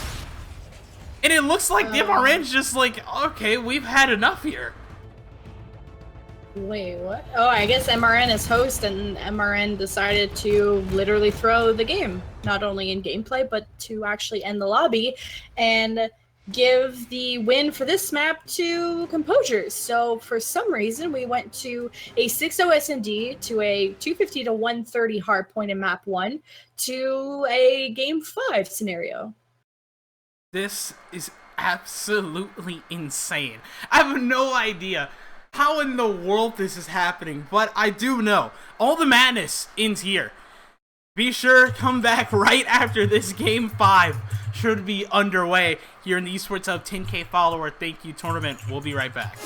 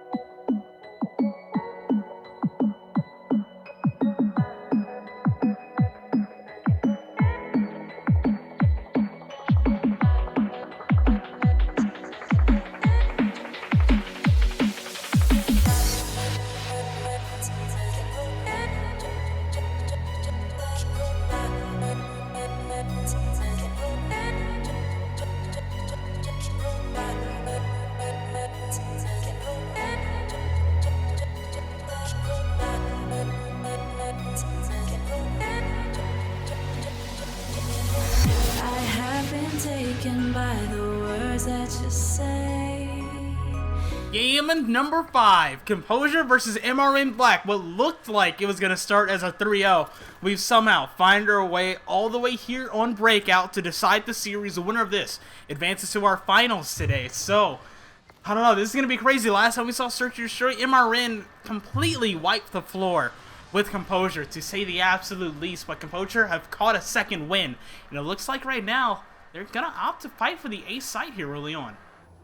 Yeah, and Swift, I thought I saw Swift with the sniper in his back pocket. Either way, Genesis, yeah, fighting for this ace site. First blood going in favor of Cammy and Keza. Bomb being planted for Composure, as the other two players from MRN will be at the middle of the map. And they got to work together, take on 4 players, and try not to separate too much, as Johansson's the one with the sniper on MRN, and now left all by his lonesome versus 4 players of Composure, and still has to defuse the bomb. Yeah, it looks like they're just going to chase him down. That's the easy first round over towards Composure. Well, they start this one out with a round on the board. That's a bit different from what we saw last time. And looks like the rid of this goes on to play against Team Infuse. So, we have a heavy hitter waiting in that finals. But one of these teams is going to meet them. Which one do you think it's going to be? Like, right now, it's hard for me to not say MRN. But those last 2 maps really just did not go their way.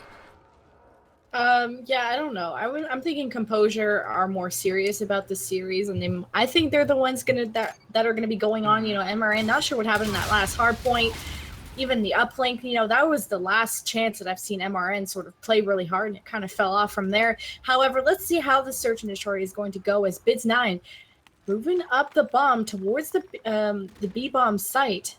They have not dropped a player yet. Checking every corner, being very cautious, but they do have to be aware of Eviano coming from behind, and this is where the pinch is going to be dangerous. But just like that, Eviano's the last one left versus 2 players of MRN.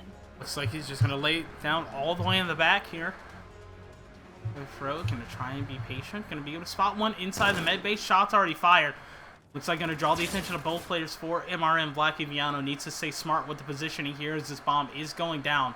The peeking over and over from Subsys continue to be a threat, and that's going to find the kill, as this has been tied up at 1 apiece. Well, this is better than the 6-0 already that we casted over earlier. So, absolutely. There's not much to say about this round. It came up to a 2v1, and then the pinch coming in. Obviously, the faking out the bomb plan, or I'm not sure if that player was actually planning or not. Either way. Now, MRN will be on the defensive side, and Composure on the offense, as they've given that bomb to Cammy. Looks like they're opting to go towards a middle map push, maybe crossing over into the A site, while as MRN are spreading their defenses over on the middle side of the map, and Swift sending over to the A site. But he has the ERAD in hand, so not sure how useful that's going to be in sort of that long range wall ride sort of gunfight he might get into. Genesis ends up having to back up. Eviano is going to be the last one pretty much to watch this loading. Has fired a shot. Position given up. Bomb has been planted, but it's pretty much going to be a huge fight around mid-map. Eviano is able to pick up one. It gets out. Looks like teammate Genesis ended up dropping Eviano. Another one in his miss, but there's one in the corner. Somehow wins that one. Cammy won one on the side as well. So that's going to leave it up to Swift, who has one at long range with the ERAD, but it's a 1v2. 10 seconds until that bomb goes off. This is a huge mountain to climb, and it looks like Swift will not be able to do it in time. 1 player left, and that's Swift. He's going to have to just jump off the map, trying to not give any more points to the other team. His Composure will be up by 1 round. Johansson, you know, he was a pretty hot player in the last S&D, but now hasn't found the kill yet. But we'll see if this will change in the future rounds going up, as now MRN will be on the offense, bomb in hand of Bids9. Another they're now opting again to go towards this middle map, most likely across towards A. Lethal's being exchanged.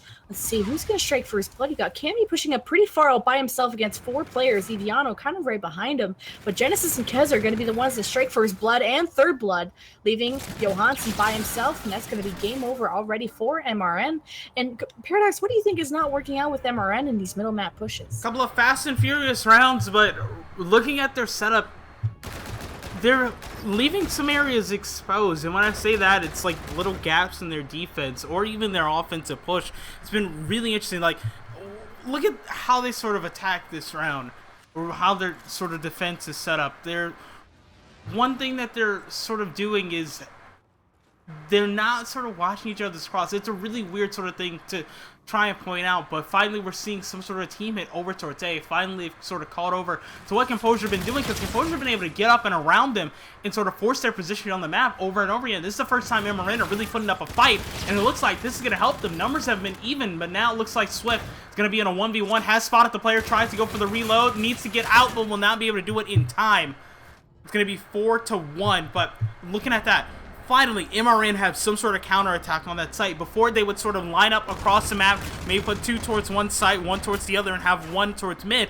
But loading is a huge area on this map, not only in hardpoint, but in search to destroy as well, because the middle of the map and the bomb site orientation of this map allow you to move between sites so easily. It's something that doesn't necessarily happen as much on the other maps just because of how close those two sites are. You need control of mid in order to have control of either bomb site in order to lock it off from the other team.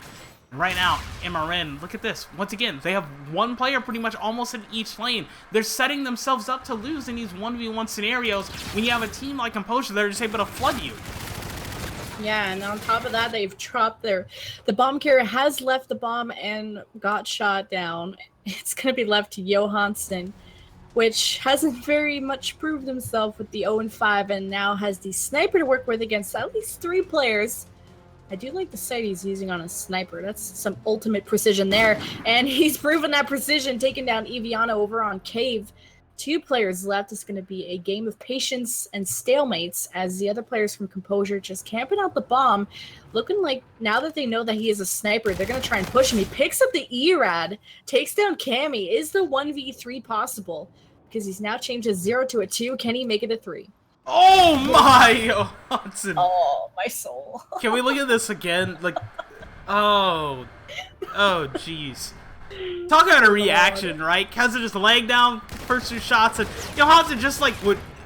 That's even more than pinpoint accuracy. That's insane. Just the reaction and then being able to land all of those shots on board. Great play.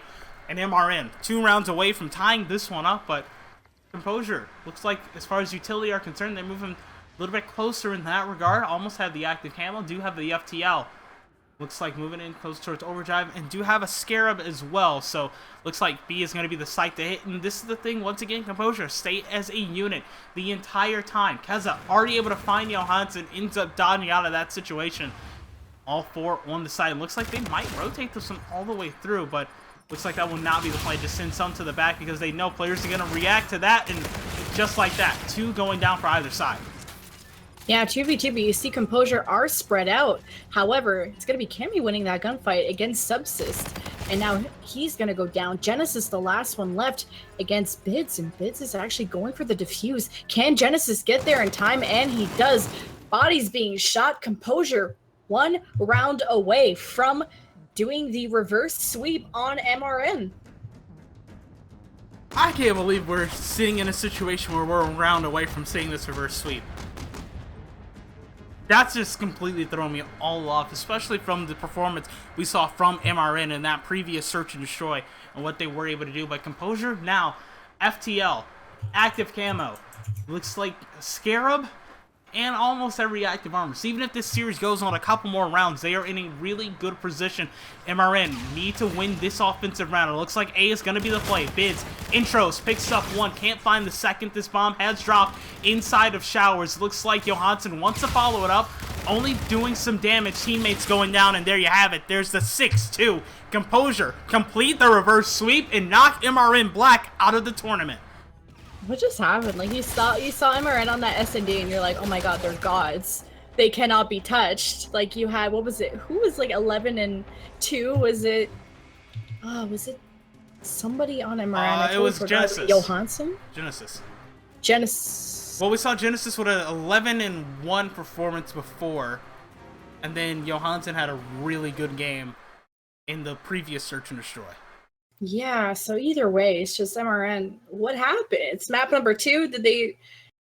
I don't know what was in their serial, but mid-series, just kind of a flop. And at the C, that's a really Crazy exit for MRN. I thought this was going to be the team we saw in the final, but Composure proved it. They moved all the way through, but now they have a team waiting in that final. I believe that is Infused, so don't go anywhere. We will be right back. The grand finals of the Esports Hub 10K follower thank you tournament up right after this.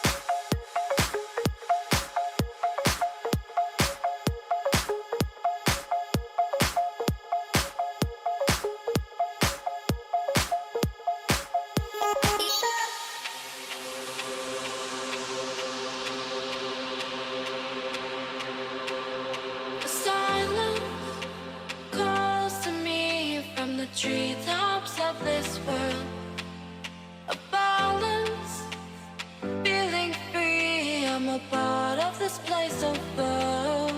And I know it cannot last, but at last I can finally breathe. And I know it cannot last, but at last I can finally see.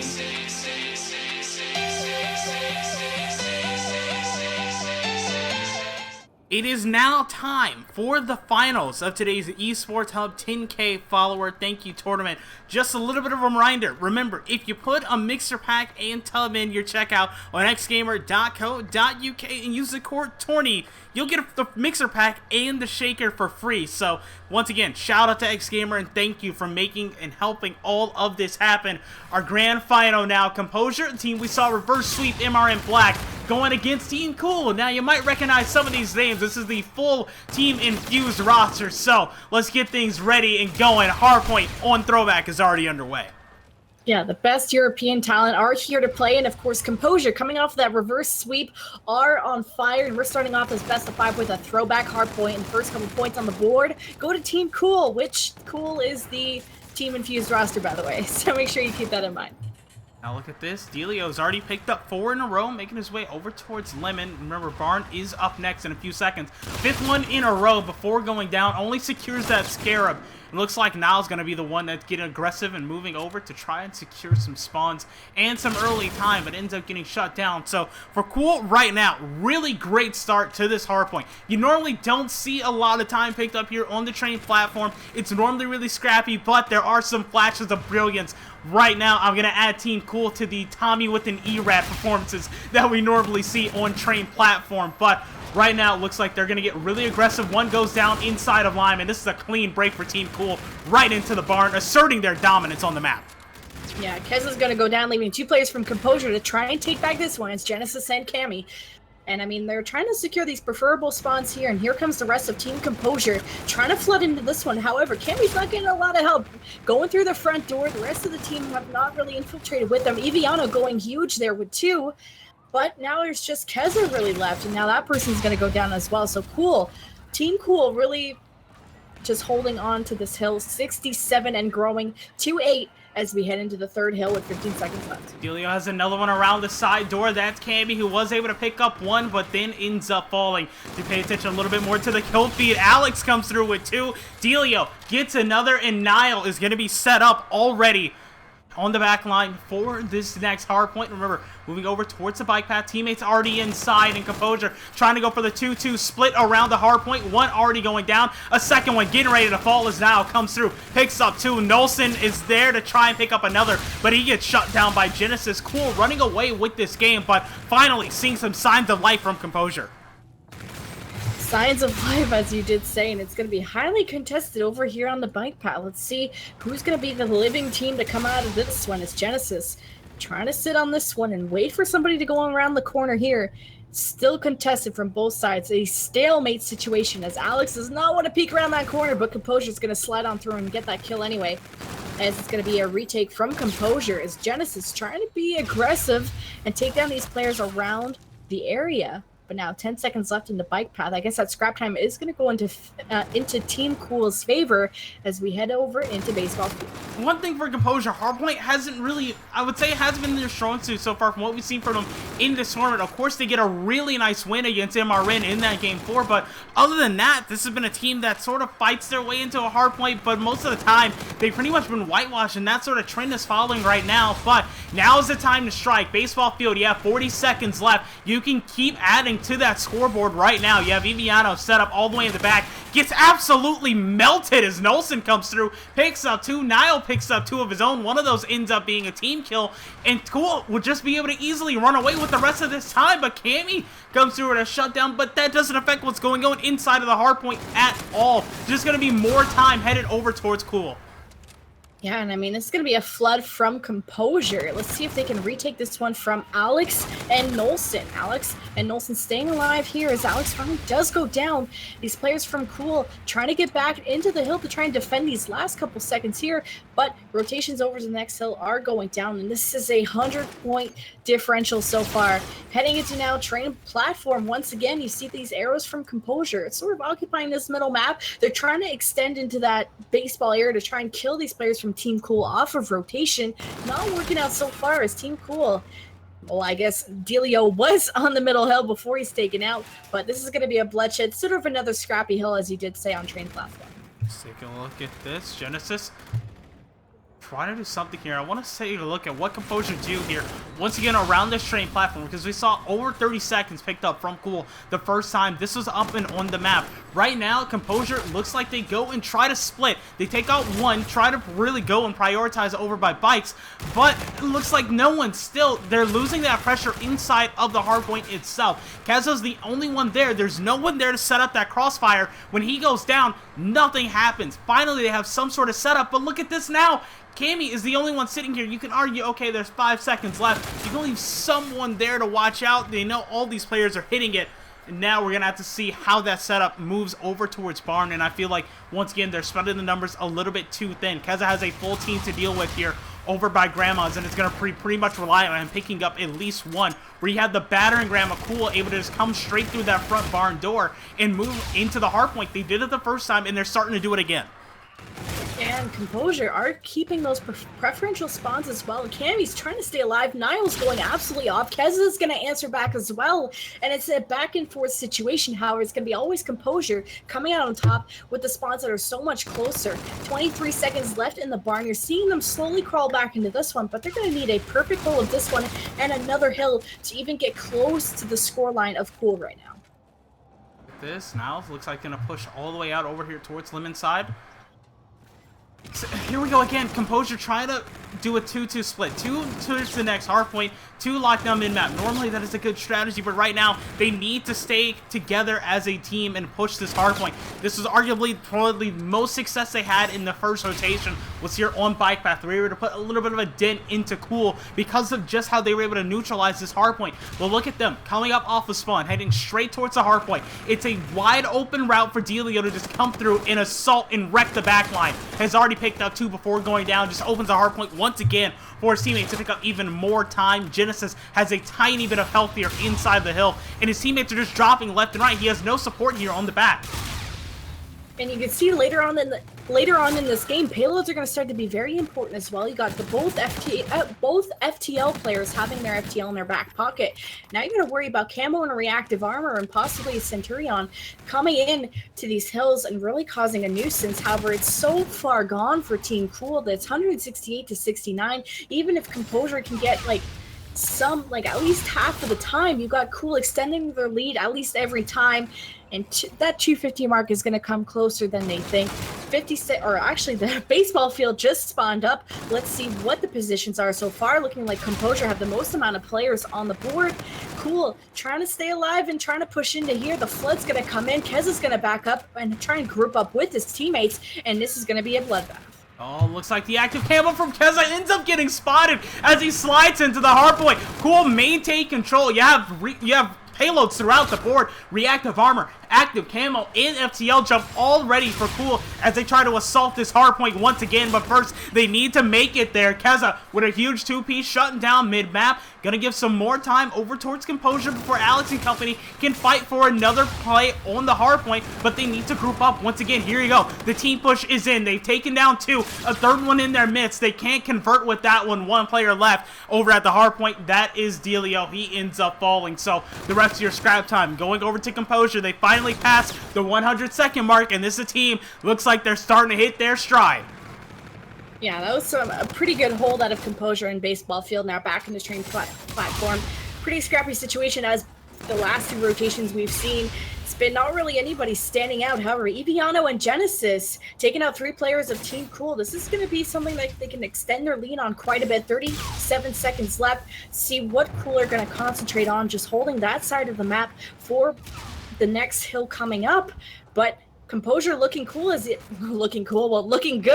as the kill feed is all in their favor so far. Genesis is still going. Somehow has picked up 6. Wants to make it 7 in a row, but no. Finally gets into an engagement with Delio, who comes through, shuts him down. Delio tries to get aggressive on the hardpoint, and Cool just seem to just go one by one outside of top restaurants and flood the hardpoint, putting themselves in unfavorable positions against Composure, which is a team that is known to set up this crossfire. Finally, that's starting to show in this hard point. They're working their way back towards this game, and Eviano's leading the charge as they try to break towards the next hard point. They cleared out Grandma's, they cleared out Lime. All they need to do is win the gunfights inside of Barn. They have 2 inside. Scrappy kills back and forth, but Cool once again maintaining control in the close quarters engagements. That is Barn. They've crossed that 2-century mark now and are easing their way towards victory.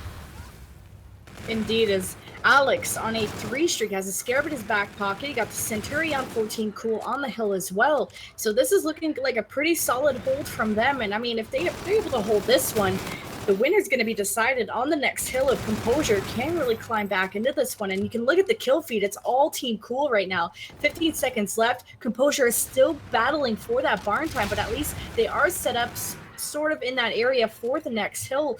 But not looking good for Team Composure on map number 1. At least they'll be able to regain on Crusher, Search, and Destroy, which will be map number 2. You have Delio trying to get it done mid-map. Only picked up 1, but right now, you're not looking good if you are Composure. 9 seconds separating you from defeat, and you have a neutralization coming in now. Is Alex is just waiting patiently inside of this hardpoint. Composure able to get aggressive towards mid-map. Look at this, sending about 3 down, winning out in these gunfights. Have already taken out 2. Genesis, another one in front, able to pick that one up as well. So now, if you're Composure, you're in a situation where you can pick up time here on bike path. You've cleared out the back. All you gotta do is get inside of the hardpoint. Cool are here. You need to make sure you keep this neutralization going. You cannot let them win this game right now if you want to come out and somehow shock everyone with a map 1 win. But they're now losing those numbers. They need someone to go huge on the back line. Eviano cannot do it. They don't have the pressure around the hill with Keza going down. This might do it. 3 seconds is all it will take. No one's in sight, and that is it. Game number 1 is over. 250 to 142. Going over to Cool. And you can tell us about the stat line. Delio with 36 kills, Alex with 32, and you got Nolson with 32 as well. And you can just outslaying. It definitely is what's going on here in Team Cool, and obviously the rotations and how long they're able to hold each hill. Just the majority of the time, you can tell 250 to 142, quite the difference between these two teams. However, Composure kind of tricked us in the last series, how they pretended they weren't very good at hardpoint in the first map, and then they came back and reverse swept. So maybe Composure will be coming back later on in the series. We'll have to see right now that we get ready to go into what I would say has been Composure's best mode.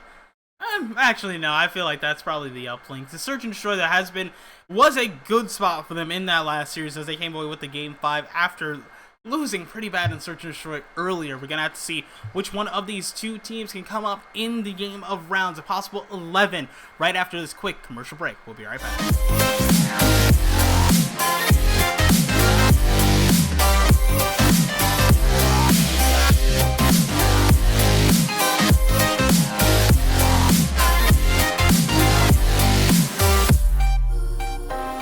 With crimson secrets and forbidden bliss, can't stay still, don't stop that thrill.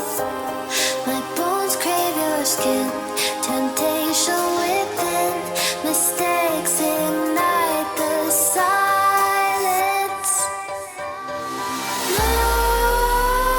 Nightmares creep while you and me repeat, this bittersweet heat is suffocating. I'm waiting and always hesitating.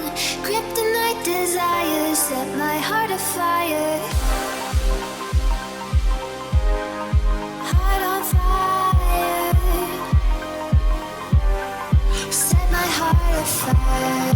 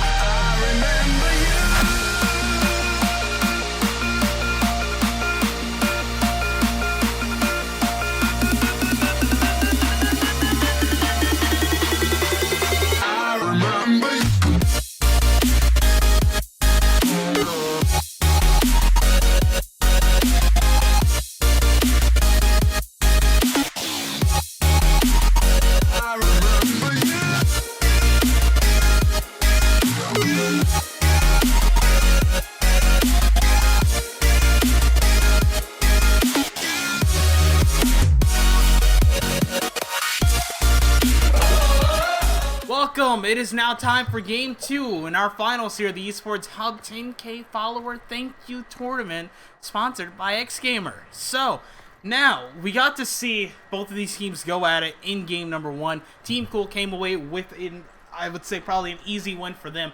Now things switch up a little bit. We moved over to Crusher, Search and Destroy. Will we see a little bit of a weakness here from Team Cool as they start off attacking the B site?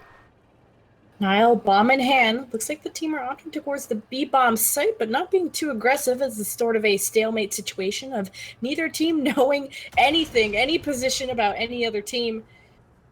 Composure now finally possibly making a move towards the B-bomb site, but this is a sort of different way of playing Crusher than I've seen before. I'm always seeing one team just rush to one bomb site and it's complete chaos. However, you see Composure just watching over the middle map. They have one player over at the A site. Finally, they've seen some signs of life over at the B site. Genesis with the sniper almost is able to get Delio, but that's going to be shut down quickly. It's 3 versus 2 for Team Cool. They're going to recover the bomb and plant it over at B. Delio gets bombed down. Nolson watching the flank and Alex watching over his teammate. Now down. It's going to be a split push coming in for Composure. Keza moves in, takes out Delio. Now it's a 2v1. They're able to collapse on the site. They didn't see the pinch coming, and that's a great play from Composure to walk away here with round number 1. 2 versus 1, or actually 2 versus nobody, as I didn't even notice that last person went away, but Composure are going to strike first, and it's going to be a back and forth situation. Looks like Eviano with the 2 kills, and the final kill cam featuring Eviano on Alex. I think this is like a team contribution to that with his friend in the background, but either way, heading into round number 2, things switching on up. As it's going to be, it looks like Cool on defense and Composure back on offense. They're going to give that bomb to Genesis as usual, which I don't think he's going to opt for the sniper this time, but we might see it in the future rounds. As it's going to be a middle map push, shots being exchanged, but no life being found. It's kind of a spread out situation for Composure, as it looks like they're trying to aim for the A site. That's a dangerous spot for Genesis to be in, trying to challenge here mid without any sort of backup. Finally gets it to hit his own over towards the A site. Numbers advantage in their favor, but they end up losing the first blood.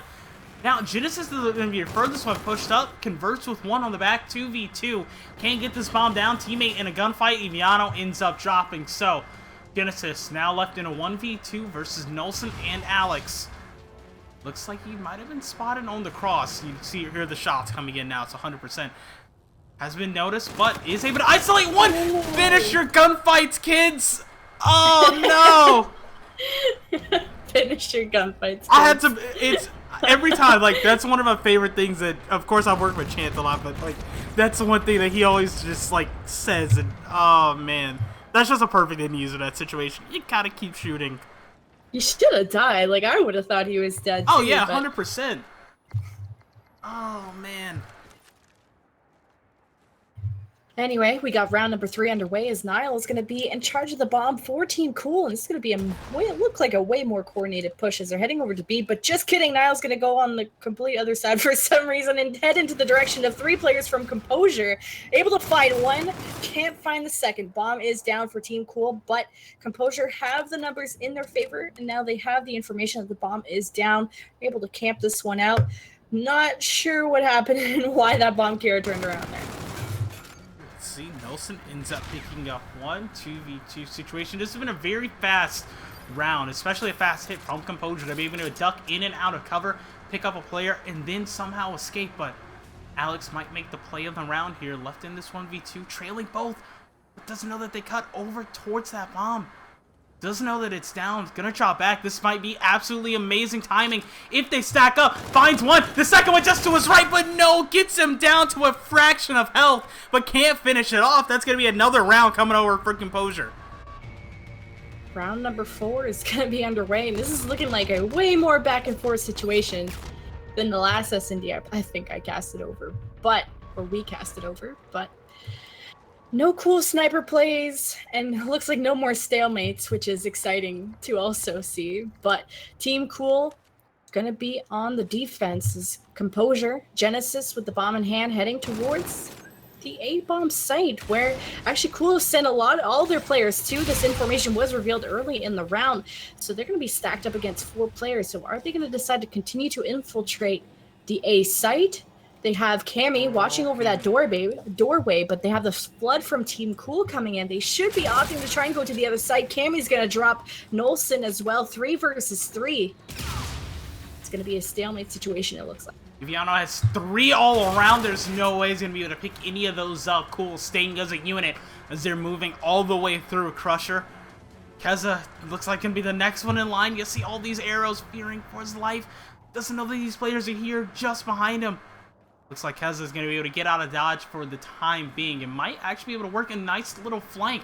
Not sure if he spots the player over towards mid, but definitely has a gunfight right in front. Picks that one up. Numbers even up. Genesis, he controlled the bomb. Made his way all the way over towards B. This is going to be a plan. Yeah, now Keza is going to be joined by his side as well. So Niall and Alex working together versus the other duo. And you have Niall actually pushing the flank and Alex sort of trying to distract from the front. And this might be an effective strategy to split up in this sense, as Niall needs to get the kill, however. Has one player in front of him. He loses that gunfight. Alex now in a 1v2, and he's going to drop as well. Seemed like the perfect strategy, but you got to win your gunfights. Oh, that's a perfect sort of setup there from Cool, but the execution just wasn't there, and then Alex can't get out of dodge in time. Can't dodge the shots. Great shots out of Genesis in that round to close it out. Composure with a 2-round lead. I'm interested to see how Cool sort of adapt their strategy going forward. Of course, MRN was a team that was a little bit slow to adapt to the style of play that Composure brought to the table. Let's see if Cool can do the same thing. It looks like they're going to be the aggressors here, moving over towards B. We're going to have a team fight in our midst, Jen. Yeah, of course, and Niall bomb in hand, and of course now he does not have anything in his hand because he's dead, and Nolson in a 1v4, he's going to be dead as well. So before I could even say much about what is going on, everybody has deceased, and this was a very, very quick round number 5 as Composure still in the lead and 2 rounds away from taking this map number 2, and not much to really say about that, as maybe the series is going to go into that 1-1 direction. But round number 6 underway. Team Cool back on defense. Team Composure, as you can see, back on offense. And the FTL in the hands of Genesis, I don't know how useful that could be. It could be if you're an expert FTL user and can confuse the other team. But Keza also getting close to that camo, which will be important. Team Cool already exchanging shots with Team Composure on the other side. Genesis is going to fall early in the round, and Ibiano recovering that bomb is going to hit the wall run with his teammate. It could be a plant for Composure. Slow play around the B side. Cam is going to get aggressive. Ends up getting shut down. Cool. Had the numbers advantage. They look like they're going to force their way onto the site and bully it as well. Niall finds one. Wants to pick up the second. Can't do it. Keza answers back with a kill. But there are 3 players here for Cool. Might be able to make something work if he uses the camo. But no, will not be the case. Cool. Come through. Win another round. Remember, this Team Cool is the full infused roster that we will see in just, 2.5 weeks at the 2017 Call of Duty World League Championship. So they're trying to make sure they're warned, they're ready to go, and right now their search to destroy, I don't know, they're probably not taking this as seriously as they would champs, but any practice is good practice. Yeah, this probably is really good practice just in a tournament setting, trying to get that sort of mentality going, because, scrim, sometimes you don't take it as much as seriously as maybe in a tournament setting where something is actually on the line. However, the wall run's going through for Team Cool.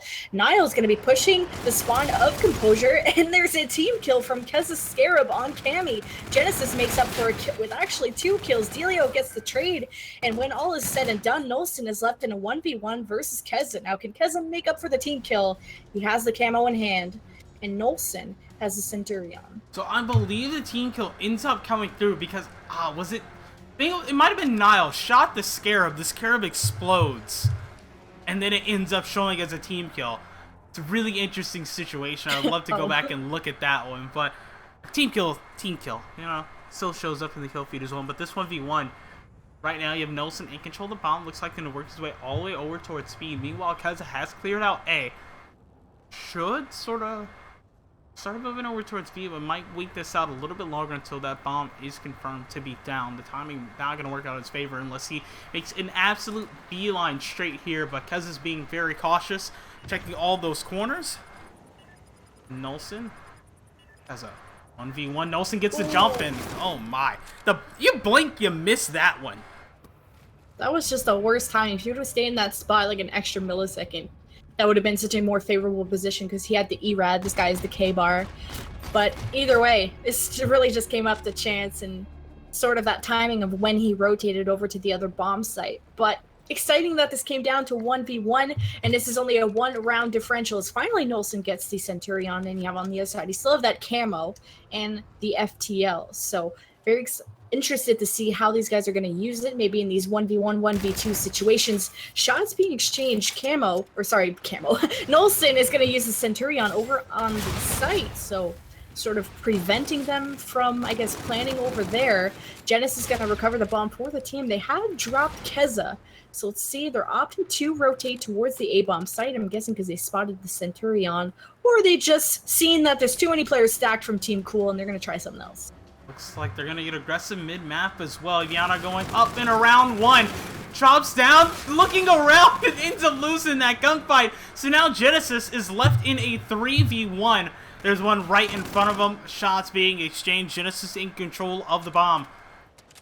Wants to take this one and at least take out one before getting this bomb down. But really with 30 seconds left, there isn't much you can do in a situation like this.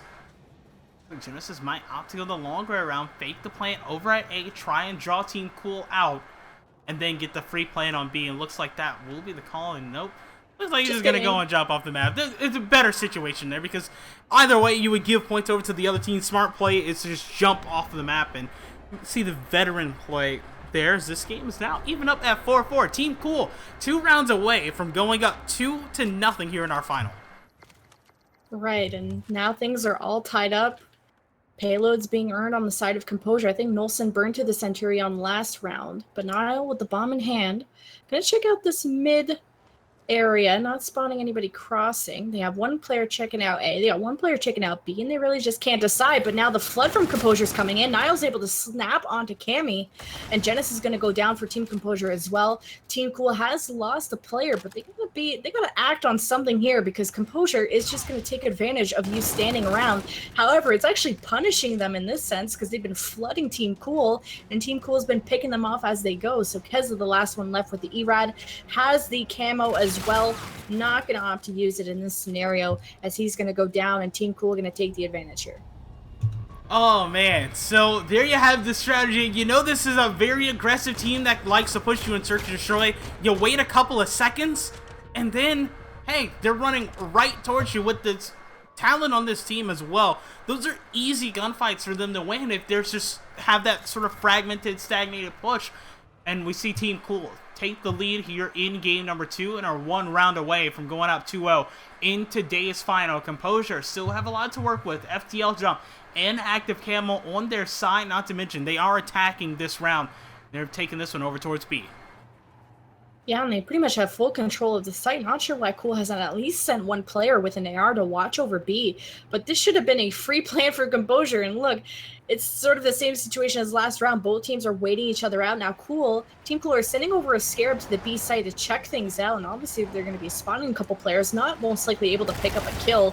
Scarabs barely do, but the information is so crucial for them. Composure losing that one player, are they going to plant the bomb is the question.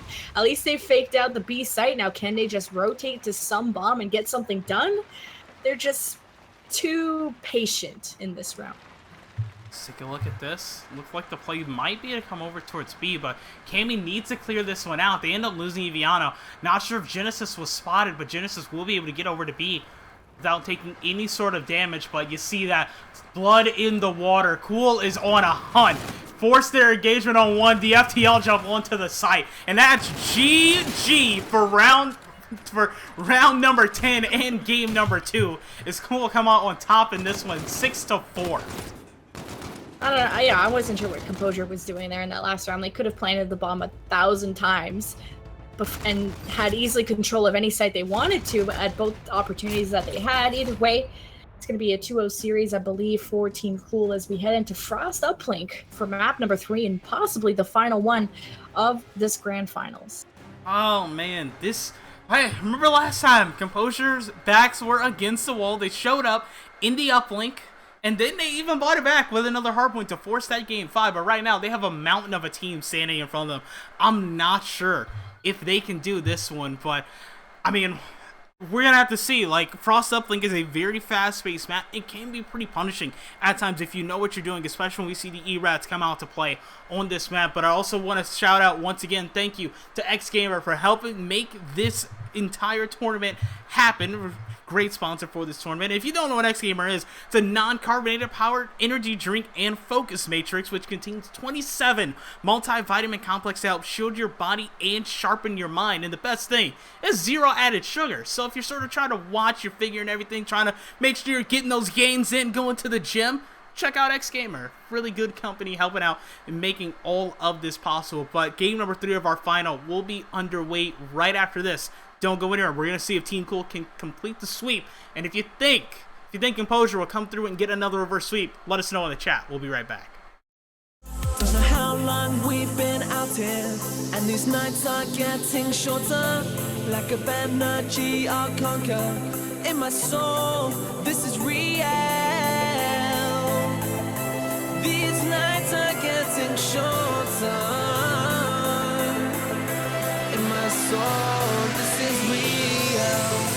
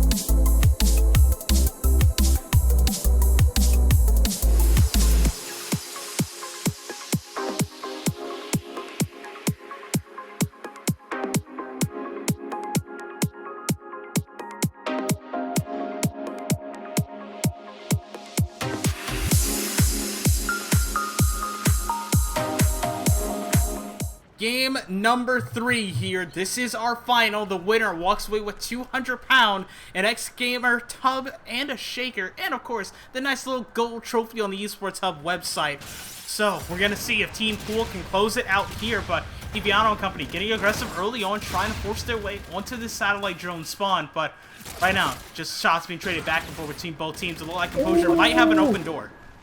Keza comes from behind and picks up all 3, and this is Composure's opportunity. He even cleans up the 4th one.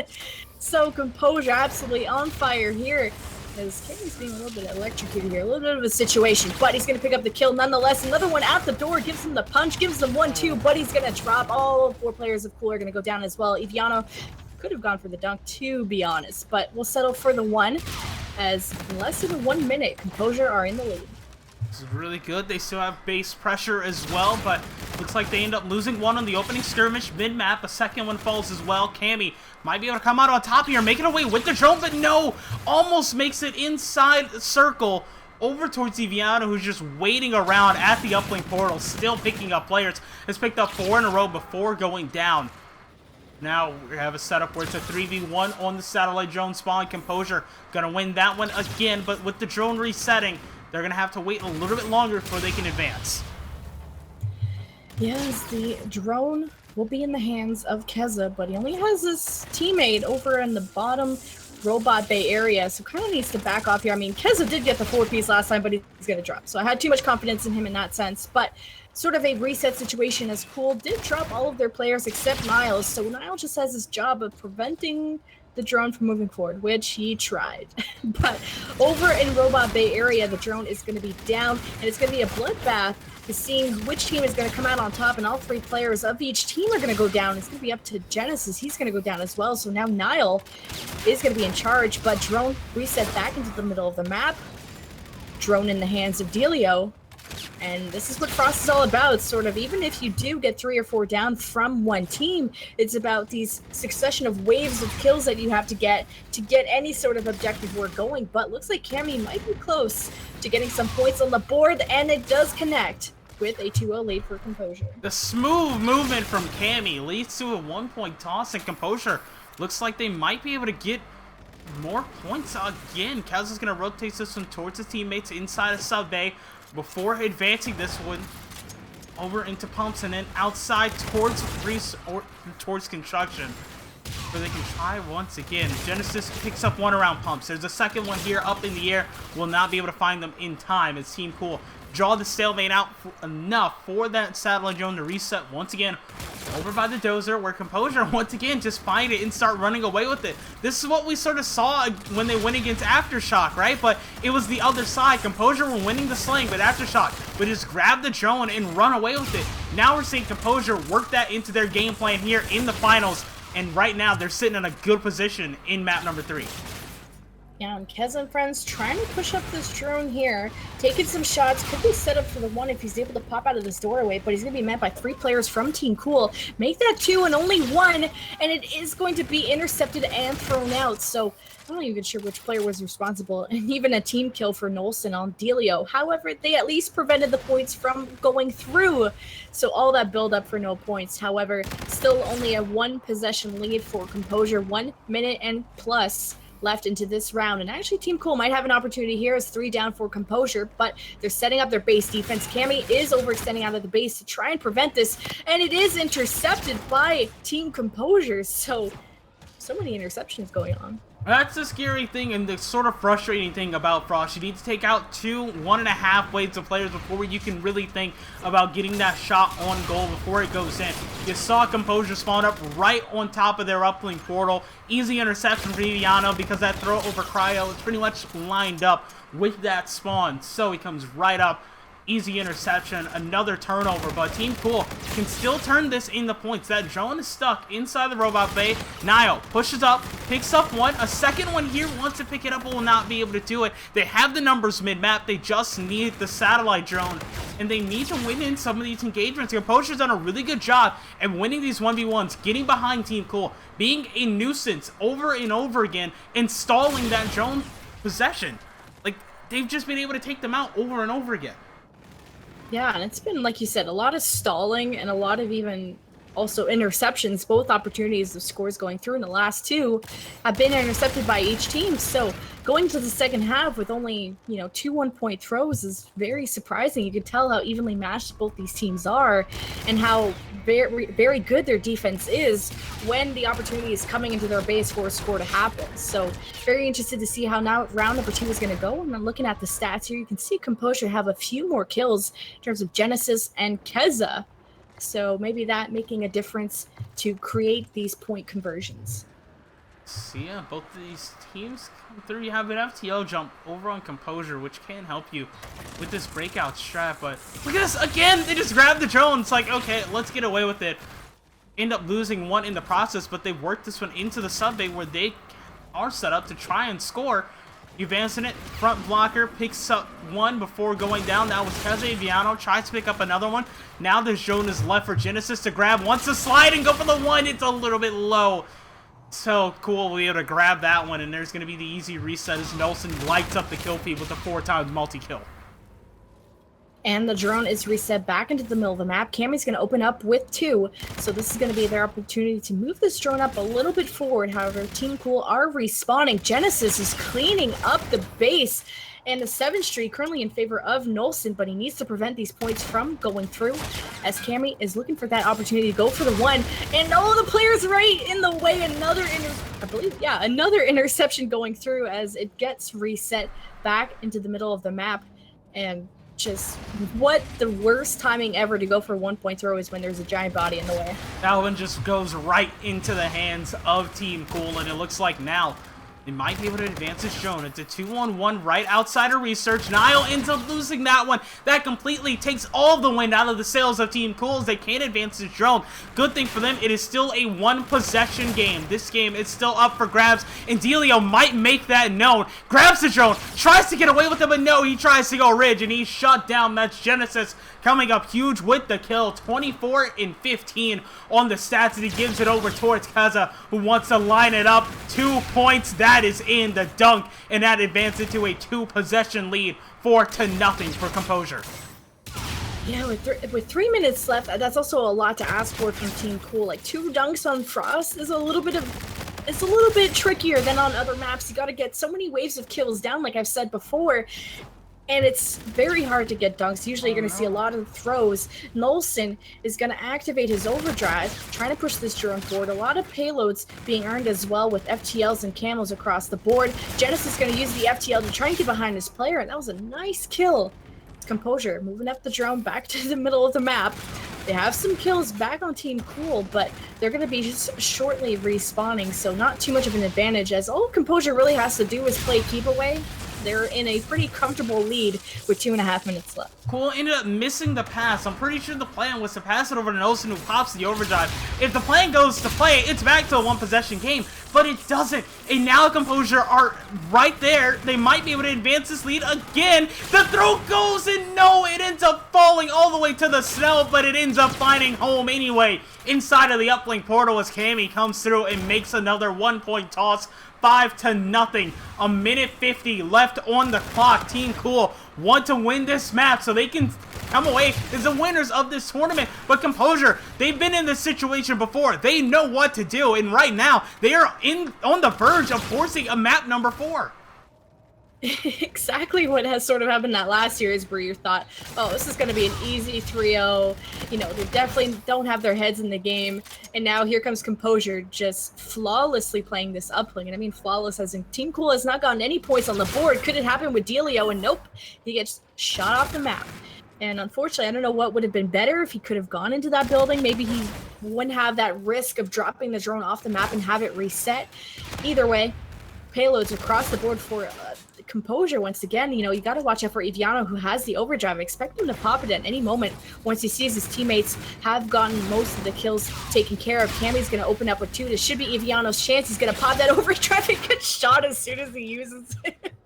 Oh, man. It's a communication problem. Composure get another one in, but Cool, it just seems like a communication thing over and over. Grabbing that drone, that play over by Research should have been points for them again. The thing is, they took so long to grab the satellite drone. It looked like they cleared the way, and it's like, okay, wait, who's grabbing the drone? What are we doing here? You force a player to backtrack. You've also forced out streaks from the side of Composure, who are just able to stop this push as soon as it comes through. Even if you use the active camo, it's such a small area for you to make your way through that there's no way the focus fire won't come in. Composure grabbing the drone once again, making their way over towards their side of the map. Combined 6 streak on the team, now down to 4. Genesis playing a little bit of hot potato here around stack crates. Another 1-point toss from Keza finds it, and there we go. That's gonna be it. The shutout completed here on Frost. Composure 7-0 against Team Cool, forcing a map 4.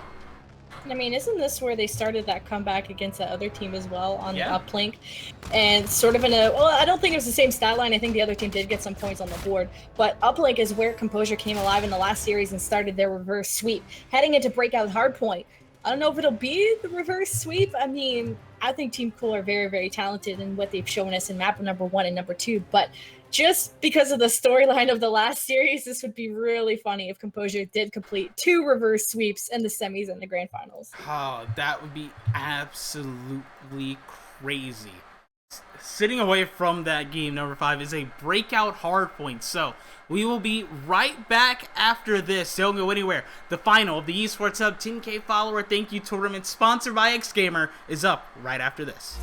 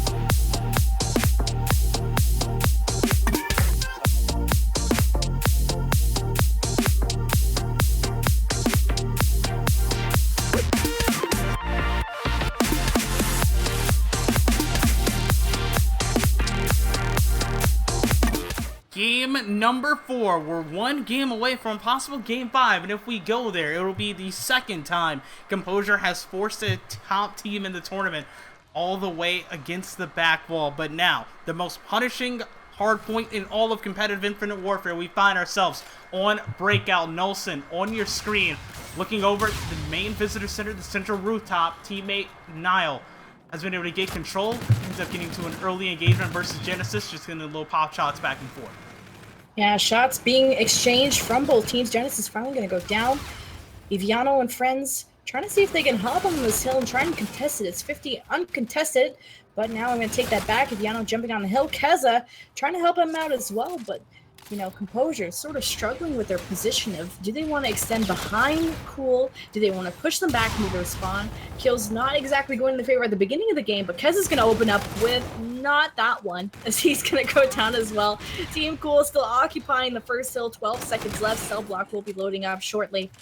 But looking like Composure at least have the preferable spawns. Now if they can only hold it for Team Cool coming in rotation. It's the scary thing about Team Cool. They're akin to a battering ram. They're just able to bully their way around the map with their slaying power. You even see there, Delio picks up 2 before going down. And although the early time in the cell block is going over towards Composure, Team Cool can break it any moment. And it looks like it might start now. Niall was able to pick up 1, is regrouped here with Alex. Meanwhile, Delio is on the wall run, has made his way into the cell block. 1 around the corner. There's 1 down. Another 1 around the corner, finds that one, but no, is beaten down. The trade comes in. The break is completed, and Team Cool are getting points once again.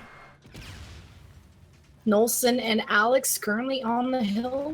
1 watching mid-map and 1 watching the left side. You're looking like strong position so far, but Composure opening up with 2 kills. So Nolson tries to get out, and he's just going to instantly explode, and that's going to be a retake for Composure.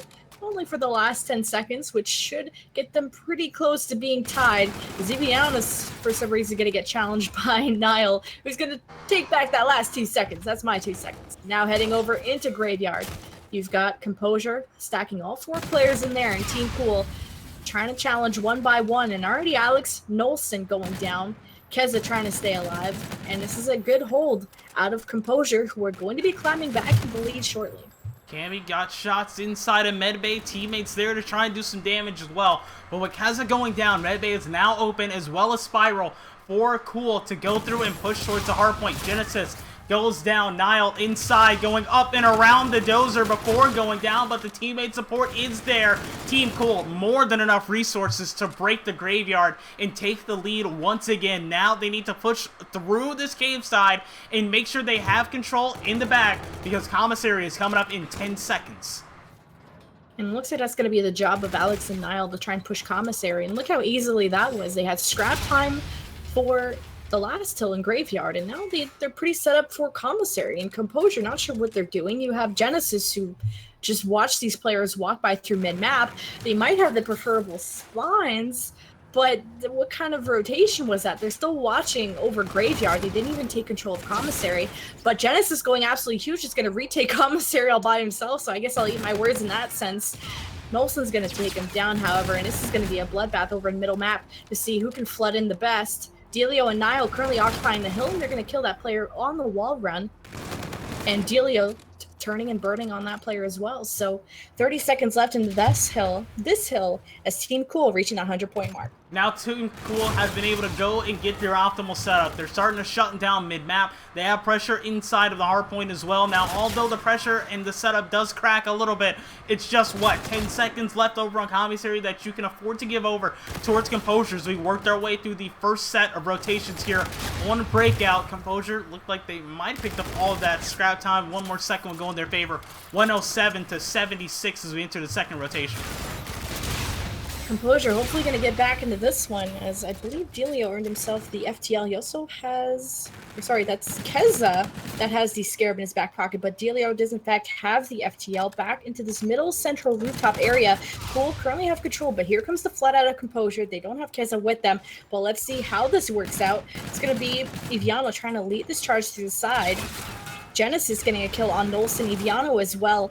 kills going in favor of Composure, as they should be retaking some points here as Team Cool need to reset, but they do have the preferable spawns for Cell Block coming up in about 20 seconds. I'm going to say on Delio off the respawn, you see Team Cool do have the favorable spawns as we get ready to move over towards Cell Block. Not to mention they had Nile set up there as well, but the push comes in early from Composure. Opt to hit the wall run and get aggressive towards the Cell Block. They've lost one. There's a second one waiting around, and there you see one ends up going down. Finally, everything clears and Cool will have the setup over in Cellbot. But look how close Composure are spawning over by the med bay. They're going to take this one all the way through the back, and Delio has to deal with a full team where he will not be able to stay alive long. The last person you have here to really help out is Nelson, who was able to pick up one mid-map, make that two. So looks like there is one more just around the corner. Spots it, deletes him off of the map. There's a third one here, and Nelson is just going wild. 7 in a row. Wants to make it 8 coming around the corner. Looks like he didn't spot the player. Knows that he's there on the mini-map, and there you go. Gets 8, but only gets the assist for that one. Either way, A-Streak got the full package of kill streaks in his back pocket. 18 seconds left into Cell Block. Rotations over the next one. Composure still trying to fight for that scrap time, but that last player, what is it, Alex, contesting it as much as they can. Even Niall's going to jump on the last couple seconds here. Might as well extend your lead even more. It's probably going to be 170 to 96. Heading over into Graveyard. You can see those arrows from Composure, and they've done a really good job at rotating early and stacking all their players as soon as the hill does spawn up. But Cool are just so much better at infiltrating and really breaking a hill together, and especially when you have Nolson, who drops like an 8 streak like it's nothing. Either way, we're going to see if Team Cool can stay into this as Nolson and friends. Nolson starts off with 2, Niall with the 3rd, and Team Cool are going to retake it. Once again, bullying their way through the graveyard, cleared out the cave. The Scarab's going to help them as well. They're picking up all the time. They're picking up kills now, too. Niall, 2 in front, make it 3. Comes away with 2. Somehow picks up a 3rd one at range. What in the world was that? Has a full kit ready to go because he already used the Scarab. The active camo can come in huge. Right now, spots 1 on the rotation. There's a 7 streak from Niall. Wants to make it 8, but can't do it. Delio, though, will be the first player to touch Commissary on the rotation. As Team Cool are set. They're past the 200-second mark. They have over a 100-point lead, and they already have a lead in this series. They want to close out this tournament now. Oh my god, the streaks coming in from Nolson's able to find 2. Niall's like, hey, I want to call in mine too. Let's see what I can do over on Commissary. And I mean, they have 1 player sitting on it, so they really just got to rein this in on mid-map. Not being able to find anybody here, but now Niall's going to call in even more streaks. Oh my god, all kinds of streaks are going on in the map, and Commissary is going to be in full control of Team Cool, which are 20 points away from taking this grand finals. Look at this. Now might be able to make a solo break, but ends up going down, losing the engagement. Alex still alive in the hardpoint. Finally falls. Composure get the break that they so desperately wanted. Bullying their way into Commissary, once again winning out in the trades, but they need to transfer this momentum over towards the middle of the map. And with Cammy going down, you're already at a numbers disadvantage. You have to have Keza pick up the rest of the scrap time. Genesis is here, but he's just able to contest. Finally comes through, picks up 1, but your loading is wide open. And Delio is there, and Delio comes through, picks up the kill. Loading is completely clear. All Team Cool need is just someone in the hardpoint. And that's exactly what Team Cool is going to do, is be throwing people on the hard point. And it's going to be up to Eviano and friends. Try and take them off, and they're able to get the necessary kills. Genesis, Eviano, and Cammy completely wipe out Team Cool, and this should be giving them a little bit of a break, although it would be highly unlikely, and I don't want to jinx anything, but 15 seconds that Cool need, and they could easily do it over on the next hill coming up for Cell Block. And it looks like that's what they're trying to do, is get those rotations, and that's what Nolson's sort of position is, and they can almost give up this whole time to them as long as they hold Cell Block. However, Nolson's just going to be padding some stats here. Also has a Centurion, and that's probably going to be game over in Cell Block if he's able to put that down. Oh, Genesis almost makes it 4 in a row. Those have been 4 impact plays, denying rotations from Cool, and then winning the spawn. Speaking of spawns, Cammy, there's one to your right. Finally, Cammy finds him, takes him out, but now it's just Cammy and Keza have to go up against Niall and Alex, and it looks like Niall came through and popped the active camo, sliding his way into the Cell Block. Spots 2 on the wall one, picks one up at long range, but you want to prioritize the players that are an immediate threat. However, the teammate support is here. That's enough. GG, this game is over. You see players jumping off of the map. 250 to 156. Team Cool come away with the win. Yes, the team of Alex, Niall, Nolson, and Delio, also known as Zerg, come through and pick up the win. Yeah, congratulations to them, and of course the MVP of that match has to be Nolson with, what is it, the 8th streak that he went on. Even Niall was on a 7th streak, both reining in their streaks, making it impossible to come back near the end of the game. And a 3-1 victory is going to solidify that with their prizes of, was I think 200 pounds, some X Gamer fun packs, and, you know, a nice little trophy on the website for some bragging rights. You come away with what? You get the shaker, the tub, the 200 pound. Hey, that... For me, that's cool, right? Like, nice win. And you get the little gold trophy on the profile on the esportshub.com. Speaking of which, don't forget, go sign up. Make your account. There are tournaments going on all the time. Even if Call of Duty isn't your thing, if you're in Paladins, there are daily tournaments. In that game, there's also The Last of Us, Uncharted 4. There have been Call of Duty Ghost tournaments that we've had. Those might become more of a thing.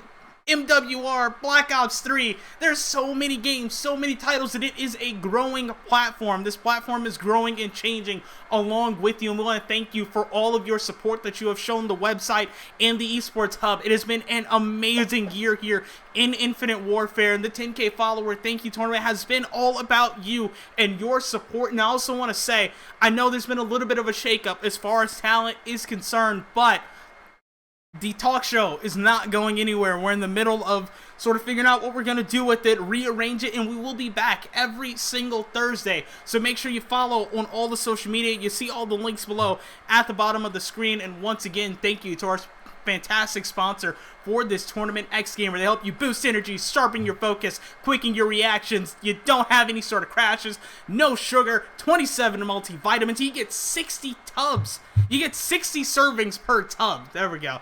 So, say 60 tubs? Oh my goodness. I mean, hey, if you want 60 tubs, go buy 60 tubs and use the code Tony, right? Like, hey, you can come broke, through. But that would be amazing. But either way, the X Gamers gotta hire you as their ad man. You're like amazing at hyping not only this grand finals, the entire tournament, and every product that Paradox says you should go buy, because he's always right about everything. But I would like to thank the Esports Hub for having me on, and Paradox for being wonderful co-casting as usual. And you guys should go follow the Esports Hub. And 10K followers is a big deal, guys. Like, that took me forever to even get close to that. And for a tournament site to get that, that's truly, truly amazing. Hope we get to see Jack come back and be able to contribute to that as well. But you guys should check out that talk show, because all about that European talent, the people they interview are actually very, very interesting. I've checked it out a couple times. Hopefully I'll come visit the talk show once everything is put together, and I hope to catch you guys there one day. Yeah, for sure. It would be absolutely fantastic to have you on. And of course, stay tuned. We'll have details concerning the talk show as we sort of get back into the mix with all of that and get everything sorted out. And the talk show tournaments sure to be back as well. So remember those Tuesday tournaments that we were able to stream, have a bunch of throwbacks and stuff. Those were a lot of fun, and they wouldn't happen without you. So once again, thanks over to Jen for joining me on the virtual casting desk today. It's always a pleasure working with her. And of course, the man behind the scenes, Johnny, making everything happen. I don't know how he does it, but somehow he does. There were 128 teams or something in this tournament, and he had that and more to deal with, and he just somehow did it. I don't know, the man is a workhorse. But thanks everyone for tuning in. That's gonna be it for us tonight. Make sure you check back when we are live, but until then, sign up for your own tournaments, get some playing time in, and get better. We'll see you soon. Have a good night, guys.